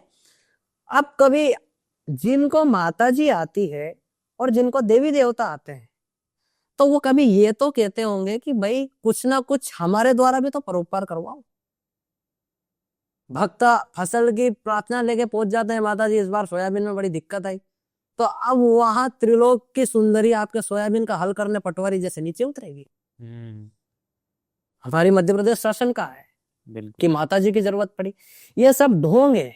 अच्छा, मैं तो क्लियर बोलता हूँ, सब ने ढोंग बना रखे हैं, सबने बिजनेस बना रखे हैं, कोई भगवान नहीं आता, भगवान नहीं आता, भगवान के दूत आते हैं। जैसे आपने सुना होगा कि बागेश्वर धाम कभी किसी को प्रेत को मारते हैं तो वो कहते हैं सेनापति से मार लगा, कहते हैं कि वो यूं कहते हैं कि हनुमान जी से मार लगा। बिल्कुल, सेनापति और भगवान के दूत आके इतनी दुर्दशा कर सकते हैं, तो वो त्रिलोक सुंदरी भगवती जगदम्बा किसी के शरीर में बैठ गई तो क्या होगा? आजकल महिलाएं जीवन पे वो कपूर रख लेती है, जला लेती है। अरे क्या है, माता जी ने कपूर जलता हुआ कभी खाया है? ये बताओ मेरे को। बिल्कुल, हमारे सनातन धर्म में सबसे बड़े कलंक है ये देवी देवता का अनप्रचार करने वाले। बाकी हालांकि मैं किसी की निंदा नहीं करता, आप अपनी जगह ठीक है, और भाई आते भी हो तो एक बार आप राधा कृष्ण आओ, मेरे को बताओ, मैं मान सकता हूँ। ओके। और हमने तो ऐसे ऐसे देवी देवता देखे हैं कि भाई वो उनका नाम लेके बोलते हैं कि जो कभी मैंने नहीं करा, जैसे मेरे को हालांकि कुछ नहीं है, पर मेरे को कभी आते हैं तो मैं मेरा नाम थोड़ा नहीं लूंगा, मैं बोलूंगा कि माता जी ने करा है ऐसा वैसा। वो उनका नाम लेंगे, मेरा नाम प्रद्युम्न, जो तुम्हारा ऐसा काम नहीं हुआ था। अब क्या माता जी तुम्हारा नाम लेके तुम्हारी क्या प्रशंसा करवाएंगे? उनकी पोल तो वहीं से पकड़ी जा रही है ना। आप आपके नाम का प्रचार कर रहे हो कि भगवती का नाम का खराब कर रहे हो? बिल्कुल सही। बहुत जगह आपने ये भी देखा होगा कि हर जगह माता जी की इस तरह की सवारियां निकाली जाती है और वो शरीर में आ जाती है। वो बात सत्य है कि कभी आपने भक्ति की है तो महाकाली आपके शरीर में आ सकती है। अच्छा, पर सिद्धिदात्री, शैलपुत्री, ब्रह्मचारिणी ये कभी नहीं आ सकती। अच्छा, माता जी के 9 रूप होते हैं, शैलपुत्री होता है, ब्रह्मचारिणी होता है, चंद्रघंटा होता है, कुष्मांडा होता है, स्कंद माता होता है। ठीक है। कात्यायनी होता है, कालरात्रि होता है, महागौरी होता है और सिद्धिदात्री। ये 9 ही नाम होते हैं, जी 9 ही रूप हैं। जी। संतोषी माता कौन है? संतोषी माता का बहुत जगह पूजन होता है, माता की एक अवतारी है। और आपको पता हो कि जब माता सती को भगवान विष्णु ने चक्र चलाकर उनके टुकड़े किए थे, तो अलग अलग जगह पे अलग अलग शक्तिपीठों की जगह ये सब इनके नामों में विद्यमान हो गई थी। ठीक है। जैसे कि हमार सिद्धि ले लेते हैं, ठीक है, जो उज्जैन में है। हम कामाख्या ले लेते हैं, हाँ। और महाकाली ले लेते हैं। ऐसे एक संतोषी माता भगवती की यक्षिणी माता के रूप में है, जो कि आज भगवान की कृपा से 99% भक्तों की इच्छा पूर्ण करती है। और उनका एक त्योहार भी आता है। नहीं, मैंने ऐसा सुना एक आरती चलती है उनकी, आरती उतारू रे संतोषी माता की, आपने वो सुना होगा। बिल्कुल। हाँ, तो पर मैंने ऐसा सुना है कि ग्रंथों में कहीं भी संतोषी माता का नाम नहीं है। देखिए, ग्रंथ अपनी जगह है और माता अपनी जगह है। जब प्रखंड विद्वान और माँ भगवती ने स्वयं ने एक हाथ चलाकर संतोषी माता का आह्वान कर कर उन्हें प्रकट किया, तो हम ये कैसे मान लें? ग्रंथों में तो आपको गायत्री मंत्र को जोर से बोलने की भी अनुमति नहीं है। बिल्कुल। आप ये बता दीजिए कौन से ग्रंथ में गायत्री मंत्र है? फिर भी माता गायत्री को सब मानते हैं कि नहीं? बिल्कुल। ऐसे माता संतोषी का किसी ग्रंथ में वर्णन नहीं है, पर उनके प्रति आस्था सभी भक्तों में। जी, मतलब लोग कुछ भी बोलते हैं। कुछ भी तो नहीं बोलते आप भैया, लोगों की मैं यही से जे करता हूँ, पर थोड़ा क्या है, सनातन को बचाकर बोलना करे वो कि भाई माता है। और ये और कोई लोग नहीं है, ये हिंदू ही है। हिंदू है, हिंदू है, हिंदू है, टोटल हिंदू है। मेरे को तो पता है ना, क्योंकि हमने वो लोग देखे हैं कि जो हमारे साथ घूमते थे चंदन का तिलक लगाते जी। और आज से 1 साल बाद वो सफेद टोपी पहन के घूम रहे हैं। अच्छा, प्रैक्टिकल घटना है मेरे साथ। धर्म परिवर्तन। धर्म परिवर्तन। अच्छा। मैंने तो ऐसे ऐसे दृश्य देखे हैं कि कभी शाम तक भी हम यहाँ बैठते हैं तो आपका पॉडकास्ट खत्म नहीं होगा। अच्छा। मैंने मेरे जीवन में 11 साल की उम्र से आज 17 साल हो गए हैं। 7 साल की उम्र से मेरे घर वालों को भी देखा, परिवार वालों को भी देखा, और मैंने मेरे भक्तों को भी देख लिया कि भाई नहीं हो पाएगा। अभी आपको एक किस्सा सुनाता हूं मैं, छोटा सा। अभी हम लोग गोवर्धन गए, वृंदावन के पास गोवर्धन है। तो वहां पर क्या है कि गिरिराज जी में अथाह भीड़, बहुत भीड़, और भगवान गिरिराज को ठंड गर्मी का आभास ना हो, इस कारण उनको घास की एक कुटिया में विराजमान किया जाता है। आप कभी जाएं गर्मी में तो वहां पर आप देखिएगा। तो वहां पर गया, मैंने भाई पजामा पहना हुआ था, कुर्ता पहना हुआ था। पिताजी और मैं गए, 2-3 व्यक्तियों ने मुझे पहचान लिया, मुझे रोकने की भी बोला, नहीं रोका मैं। सामने वाले मेरा पजामा खींचने लग गए। मैंने कि भाई देखना, इज्जत खराब हो जाएगी, गोवर्धन में खड़े हैं, 10 से 15 हजार भक्तों की ताकत यहाँ लग रही है, और आप यहाँ पे मेरा पजामा खींच रहे हो, तो मैंने कि क्या इज्जत रह जाएगी मेरी? फोटो खिंचाओ गुरुजी ने, तो फिर बोले कि दिक्कत आएगी। उनके साथ एक के साथ फोटो खिंचाओ तो फिर एक बोलता है कि गुरुजी मैं बेकार हूँ, मतलब मैं दुष्ट हूँ। 1 घंटा मेरा फोटो में हो गया। अच्छा। फिर मैंने गिरिराज जी को बोला, मैंने कि यार क्यों मेरे को फालतू में यहाँ परेशान करा? मतलब गिरिराज जी तक आपके भक्त हैं? भक्त है। अच्छा। तो वहां पे मैंने भगवान को बोला कि भाई मैंने कि क्यों परेशान करा हो भैया, अच्छा मजे का घर बैठता। और उस टाइम मेरा जन्मदिन था। अच्छा जी, जन्मदिन के समय गए थे अपन, तो उस टाइम मेरा जन्मदिन था। तो मैंने गिरिराज जी को बोला, मैंने कि भैया दर्शन करवा दे, ये मेरी प्रैक्टिकल घटना है और मेरे को जो चमत्कार दिखाया वो जान के आपको भी आनंद आएगा। और मैंने कि अब मैं थक गया हूँ, देख बहुत बुरा, मैंने कि मेरे को जो दर्शन नहीं हुआ तो मैं कभी गोवर्धन नहीं होऊंगा। क्या पता उसको क्या दिक्कत हुई, और जब हमको गोवर्धन में दर्शन हुए तो वहां के पुजारी जी ने बोला कि भाई गोवर्धन महाराज को आपके मुख से एक भजन सुनाओ।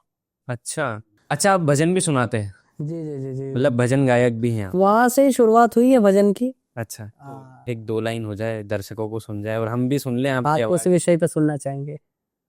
आप भगवान के विषय में सुना दीजिए, जो मतलब आपका फेवरेट भजन हो अभी तक। मेरे तो सारे फेवरेट है, पर जो मैंने एक्चुअली गोवर्धन में सुनाया था जी जी वो मैं आपको यहाँ सुना देता हूँ, आप बोल रहे हैं तो। जी।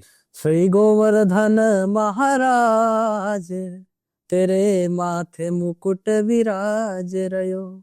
श्री गोवर्धन महाराज तेरे माथे मुकुट विराज रयो। ओ गोवर्धन के राजा कहलाते, नंद यशोदा के लाल दुलारे। ओ सिर मुकुट कुंडल लाल, गोपाल मने रखियो अपनने चरणन में। क्या श्री बांके बिहारी लाल, गोपाल मने रखियो अपने चरणन में। इसमें मैंने आपको दोनों सुना दिए जो मैंने वहां पे सुनाया था। क्या बात है। एक मैंने बांके बिहारी लाल सुनाया था हाँ। और एक गोवर्धन महाराज से। एक आध कोई वो टैलेंट बचा है जो बताते हैं आप, बाकी रह गया वो? टैलेंट तो क्या, भगवान ने जो दिया है वही टैलेंट है, बाकी तो सब आप लोगों की दुआ है। और आगे भी चाहिए कि भाई कोई व्यक्ति साथ रहे ताकि हम और आगे बढ़ सकते हैं। चलिए, राधा रानी की कृपा है आप।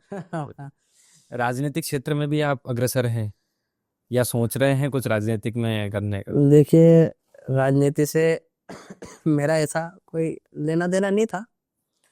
लेना देना मेरा तब से हुआ जब से हमने गौशाला का निर्माण चालू किया। अच्छा। 2019 में राधा कृष्ण जन कल्याण समिति भारत का निर्माण हुआ। उसमें हमने अच्छे अच्छे पॉलिटिकल्स को बुलाया अच्छा। और अच्छे अच्छे राजनेताओं को बुलाया। हम्म।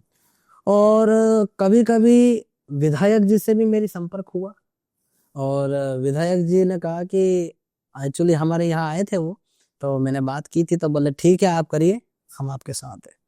तो अभी गौशाला का ओपनिंग था तो उनको समझ नहीं था तो वो आ नहीं पाए। बाकी उन्होंने कहा है कि आप आगे बढ़ो, हम आपके साथ हैं। बाकी मेरे जो फ्रेंड्स हैं, जो मतलब मेरे ट्रस्ट में है, वो मेरे को ये कहते हैं कि भाई प्रद्युम्न तेरे में इतना टैलेंट है कि तू आगे जाके कभी चीफ मिनिस्टर के पोस्ट पे एक दिन भी बैठेगा तो कुछ ना कुछ मध्य प्रदेश में विकास होगा। अच्छा, क्या करेंगे आप एक दिन अगर चीफ मिनिस्टर बना दिया जाए, एक दिन का सीएम आपको? देखिए, मेरा कोई पर्पस नहीं है चीफ मिनिस्टर का, भगवान बचाए। क्योंकि जो नहीं, आप पर्पस होगा भी क्यों, क्योंकि चीफ मिनिस्टर खुद आपके कहाँ से? हाँ, तो वो एक दिन का जैसे आपने पूछा तो मैं तो बस ये कहूंगा कि भाई कभी एक दिन में मेरे को चीफ मिनिस्टर बना दिया जाए तो पहले तो मैं उनसे हिसाब चुकता करूंगा जिन बेरहमियों से हमारी बहन बेटियों पे उन्हें हाथ डाला। उनको थोड़ा बताना है कि भाई हिंदुस्तान की बेटियां किसी से कम नहीं है। अच्छा। तुम लोग इतना आगे बढ़ चुके हो कि आजकल तुम्हारे अंदर दया नहीं है। प्रशासन शासन सब लगे हैं, आदरणीय हमारे मोहन जी भी लगे हैं, पर वो बहुत देर जब हो जाएगी तब हमारे किसी राजनेता की बहन के साथ दिक्कत होगी। तो सबसे बड़ा मेरा यही वो रहेगा स्टेटमेंट कि जो जो लड़कियों के साथ गलत बात करते हैं उनको सबसे पहले फांसी हो, और जितनी भी गौशालाओं में गायों को दिक्कत है उन सभी को आजादी दी जाए और एक अनुकूल व्यवस्था दी जाए जिससे गाय माता सुकुल और संतुष्ट रह सके। अभी आपने एक पॉइंट बोला कि बहुत देर हो जाएगी राजनेताओं के बच्चों के साथ या उनके घर पर या बेटियों के साथ, तो मतलब तभी एक्शन लिया जाएगा। अभी ये जो है ये सब नहीं हो रहे हैं। एक्शन तो ले रहे हैं पर अभी उस तरह का एक्शन नहीं ले रहे हैं जिस तरह का लेना चाहिए। अच्छा। एक्शन ले रहे हैं, सरकार हमारी बेटियों के मान प्रतिष्ठा के लिए बहुत आगे है। सरकार का मैं सम्मान करता हूँ, पर सजा बहुत विलंब से हो रही है। अच्छा। और आप देख रहे हैं आए दिन 3 साल की बच्ची के साथ ये घटना हो गई तो ये हमारे सनातन के ऊपर कलंक है। बिल्कुल। जब 3 साल की बच्ची को स्कूल जाते वक्त एक माता पिता एक शिक्षक के भरोसे छोड़ता है और उसके साथ दुर्व्यवहार हो जाएगा तो आगे जाके अपनी बेटी को कौन विद्यालय में भेजेगा? बिल्कुल। तो उस पे सरकार को कुछ एक्शन लेना चाहिए कि भाई हमारी देश की लड़कियां हमारा गौरव है। अभी हमने जब गौशाला का प्रोग्राम किया हमने सारी लड़कियों को भी सम्मानित किया है जिन्होंने स्कूल में टॉप किए।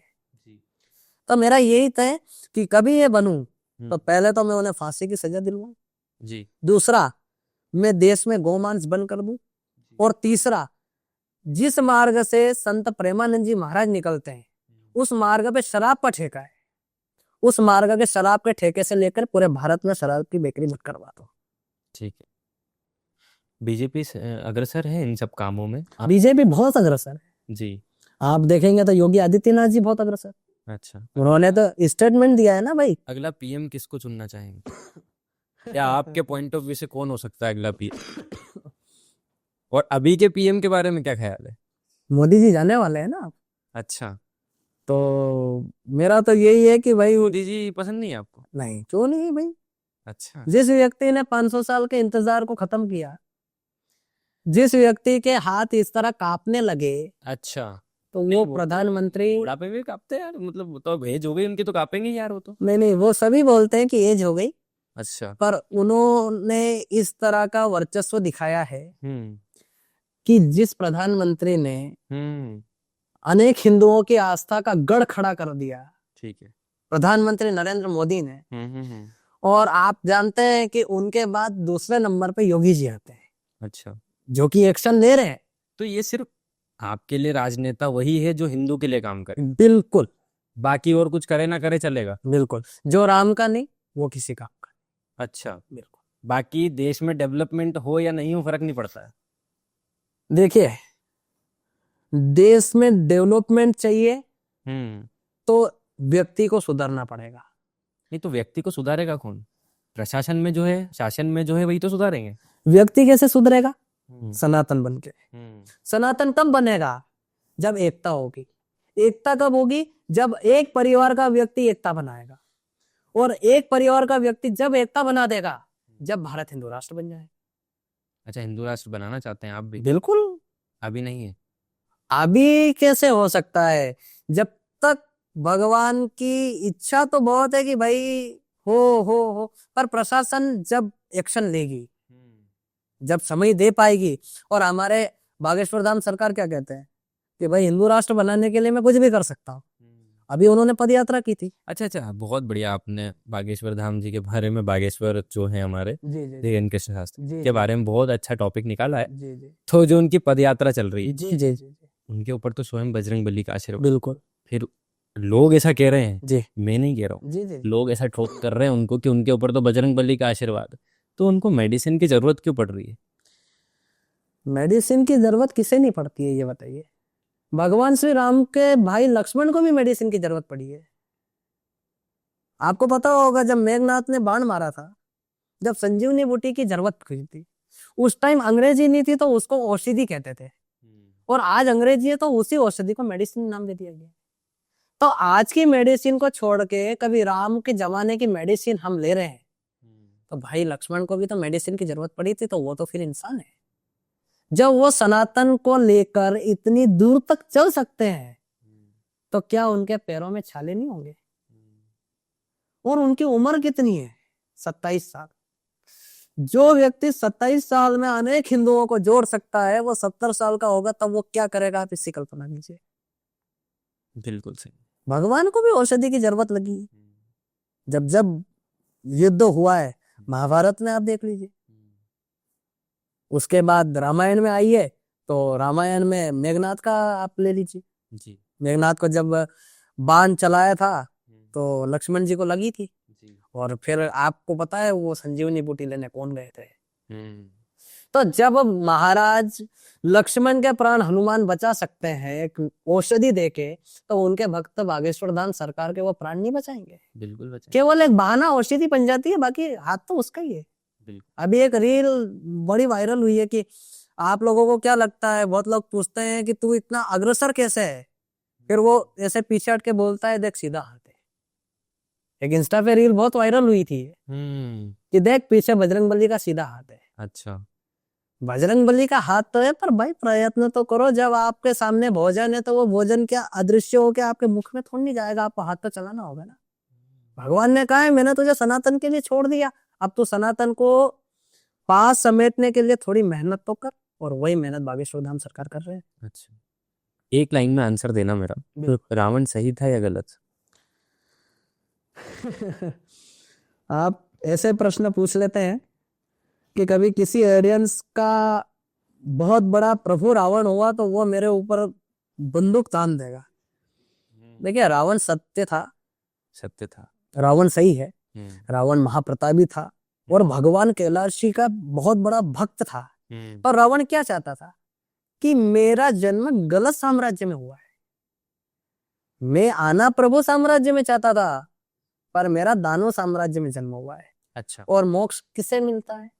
राम से मिलता है। हम्म, आपने अधिकतर देखा होगा जब भी शव यात्रा ये जो निकलेगी, प्रोसेस थी ये तो गलत थी ना मोक्ष पाने की। प्रोसेस गलत थी, पर इसके अलावा बहाना भी क्या ढूंढते हैं? उनकी शरण में आ सकते थे, इतना ईगो किस बात का था। महाराज थे, लंका का राजा था, कभी लंका का राजा एक वनवासी के चरण में झुक गया। पॉइंट वही है, अगर आपको मोक्ष पाना है जी तो आप भले राजा हैं, जी भगवान के सामने तो आप एक आम व्यक्ति है ना। जी जी जी, वो भी आप सही पूछ रहे हैं। इसकी पर मुहिम चल रही है हाँ, चल रही है ना, बिल्कुल कि चल रही है। रावण सही है, बिल्कुल इसीलिए प्रश्न आया है कि रावण सही है या गलत है। बिल्कुल सही है रावण। रावण माता सीता को बंदी बनाकर जरूर लाया है, पर माता सीता को आज तक उसने एक उसकी उंगली का टच भी नहीं किया है। अच्छा, तो फिर ये जलाते क्यों है? देखिए, वो तो सबकी अलग अलग भावना है। जलाना चाहिए। जलाओ भाई, पर रावण देख के मत जलाओ, बुराई को देख के जलाओ। हम्म, अपने अंदर की बुराई पहले जला लो, तो फिर रावण जला लोगे। आप भी तो दशहरा मनाते हो। नहीं, मैं मनाता हूँ, पर मैंने कभी रावण नहीं जलाया। देखने जरूर जाता हूँ। मैं बचपन में एक बार हट पकड़ लिया था, तो वो सुतलू बम में मेरे पेंट में आके लग गई थी। तब से रावण जलाने का प्रोसेस ही खत्म कर दिया अपन। अच्छा। हाँ, अरे बम फूट जाए तो कहाँ पाँव को लेके फिरो। हाँ, ये बहुत बढ़िया है। तो क्या पता वो अच्छे से बंदा नहीं होगा उस टाइम। तो अब माता जी ने आग लगा दी, मैं वहां खड़ा, तो यहाँ उचक के आया, मैं जो भागा, भैया बम हम फूट जाए, अभी बहुत आगे जाना है। फिर रावण को जलाऊं, पर पहले व्यक्ति को देखना चाहिए। आजकल वो बड़ी बड़ी जटा लगा के धनुष रख के सब राम बन जाते हैं। राम बनने का मर्यादित शब्द क्या है, ये तो बताओ।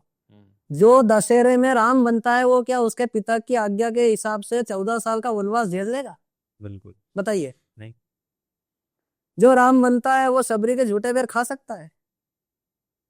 कभी आप मुझे झूठा देंगे तो मैं मना कर दूंगा कि भाई मैं झूठा नहीं खाता। हाँ, और उन्होंने तो एक बिजली का झूठा खाया ना। बिल्कुल। क्या आपके नगर वासियों के कहने पे आप आपकी श्रीमती जी को देश से या आपके राज्य से निकाल देंगे, या फिर उससे डिवोर्स ले लेंगे? बिल्कुल नहीं, तो भी तो गलत है ना यार।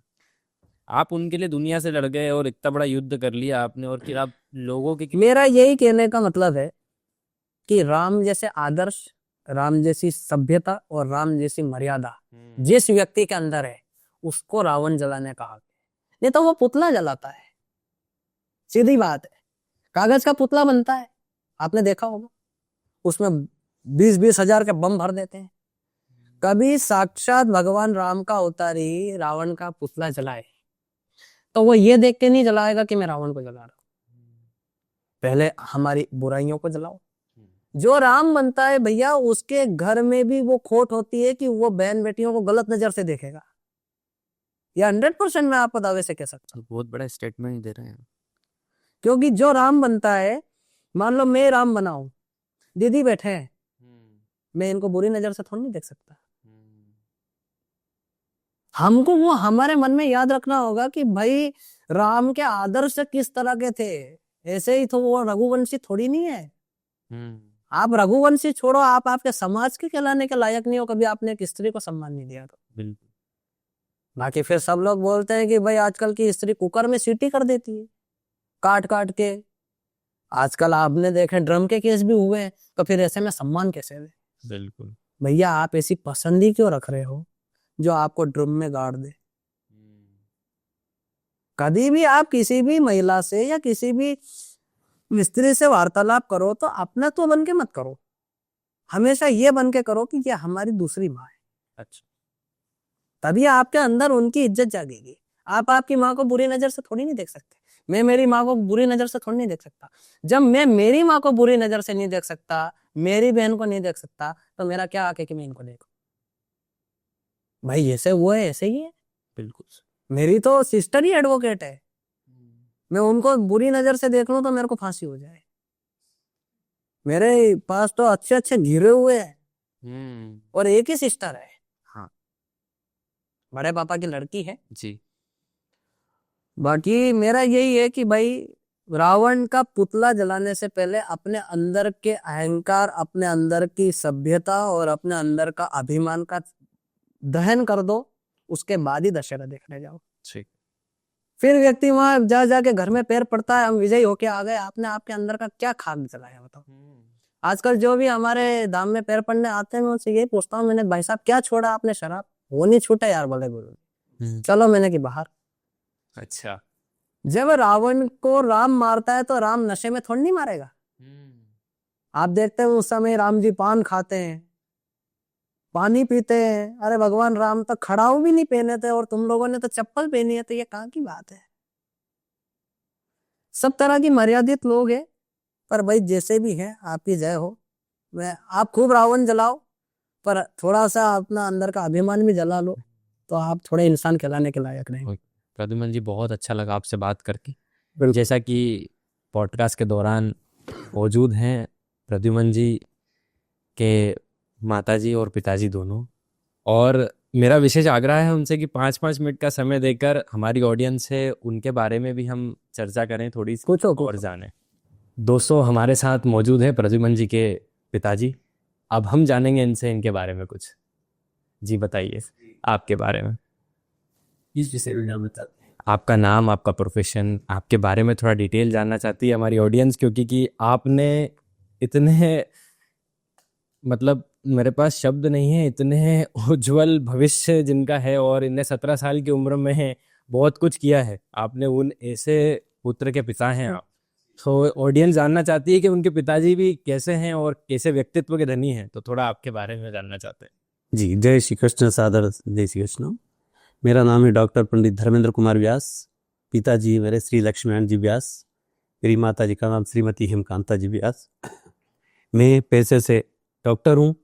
लकवा, पीलिया, मोतीजरा, खुजली आदि रोगों का निवारण मैं नहीं करता हूँ, भगवान करते हैं। मैं एक माध्यम मात्र हूँ। अच्छा, तो डॉक्टर हैं आप और भगवान निवारण करते हैं? जी, मैं ज्योतिषी पेशा है मेरा। अच्छा। पंडित भी करता हूँ। मैंने पहले कथा भी करी, भागवत जी भी करी, यज्ञ वगैरह भी करा है। अच्छा। संगीत कोचिंग भी करता हूँ मैं। अच्छा। शिक्षक भी रह चुका हूँ मैं। अच्छा। जी हाँ, संगीत कोचिंग अब यहाँ भी करता हूँ ये। अच्छा। तो किसी भी कार्य में आप मेरे को उतार सकते हैं, कार्य सभी कर लेता हूँ। बाकी सब मेरे माता पिता और मेरे राधा कृष्ण भगवान का आशीर्वाद है, और आप सबकी दुआ से सब कार्य पूर्ण करता हूँ।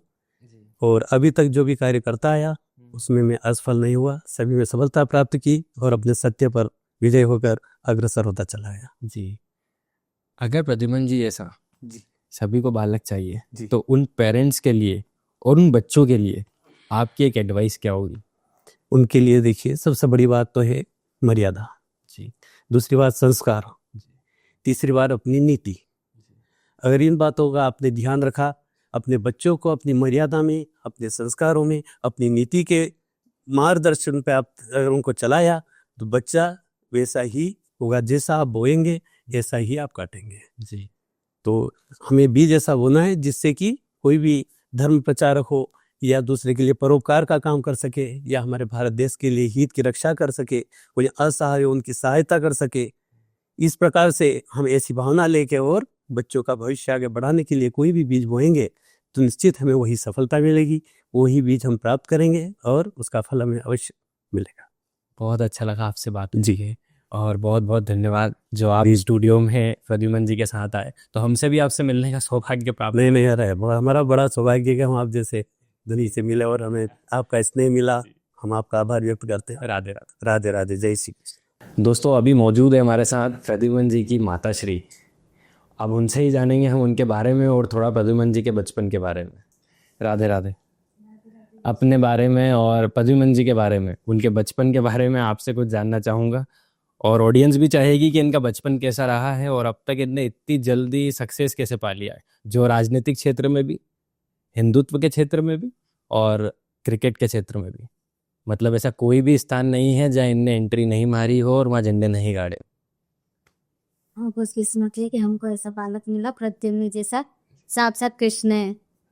और मैं अपने आप को यशोदा मानती हूँ, क्योंकि इनकी बाल्यता तो बहुत अच्छी थी। इन्होंने ना कि खिलौने की कोई इच्छा थी, शुरू से ही इन्होंने भगवान को ही चाहा। कृष्ण की मूर्ति से खेलना, झंडे वगैरह लगाना, मंदिरों को सजाना, जी। बस यही करा। अच्छा। खिलौनों की कभी इच्छा नहीं थी। जी। तो हमें बहुत गर्व है कि हमारे बेटे हैं अच्छा। प्रद्युम्न। नहीं नहीं, ये आपके बेटे नहीं है, आप खुद भी यशोदा माई हैं जिनने मतलब अपना एक बहुमूल्य समय निकाल कर अब स्टूडियो में भी आए और आप उनको आगे कर रहे हैं इन सब चीजों के लिए। तो मतलब कहीं ना कहीं सबसे बड़ा हाथ आपका ही है उसमें। हाँ, वो तो संस्कार भी है ना, हाँ। दादा दादी के भी है, हमारे भी है। अगर ऐसा बालक किसी को चाहिए तो आप उनके पेरेंट्स को क्या बोलना चाहेंगे, और वो बच्चा कोई ऐसा बनना चाहता है तो उनको एक सीख क्या देंगे? पूजा पाठ करिए शादी से पहले ही, और हमेशा यही मांगिए कि भगवान हमको कृष्ण जैसा, आपके ही स्वरूप जैसा ये बालक दीजिए। हमने भी यही किया था। अच्छा, तो आपको स्वयं श्री कृष्ण ही मिल गए। जी। क्या बात है, बहुत अच्छा लगा आपसे बात करके। राधे राधे। प्रद्युमन जी, आपसे जितना बात करके अच्छा लगा उससे कई गुना ज़्यादा आपके माता पिता से बात करके अच्छा लगा। बहुत ही बढ़िया संस्कार आपको दिए हैं, और आप इतने बड़े स्टेज पर और इतने बड़े मंच को सम्मानित भी कर रहे हैं, संस्था को चला रहे हैं, और जिला उपाध्यक्ष का पद भी आपके पास है।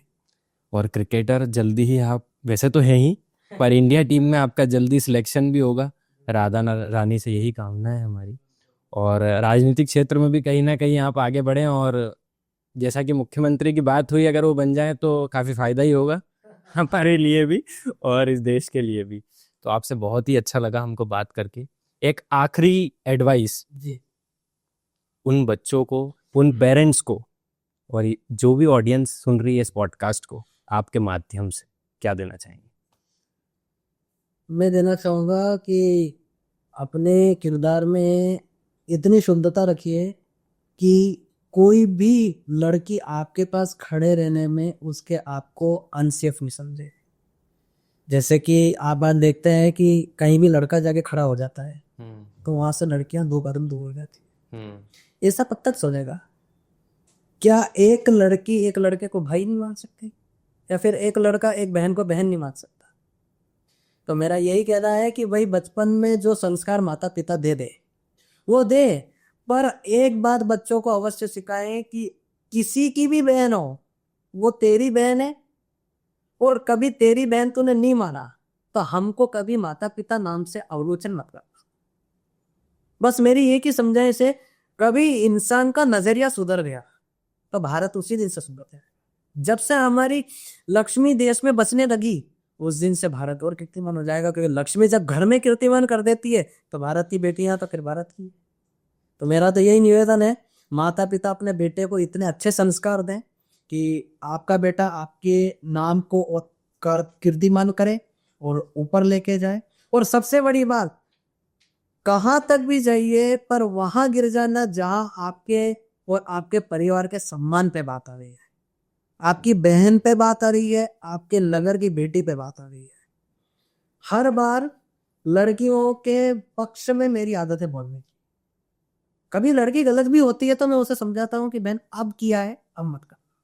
और जो बहन बेटियों के साथ गलत करता है उसको तो मेरी टीम इतना बढ़िया प्रसाद देती है, भाई साहब आपको एक बार मेरी टीम से मिलवाऊंगा मैं। जरूर।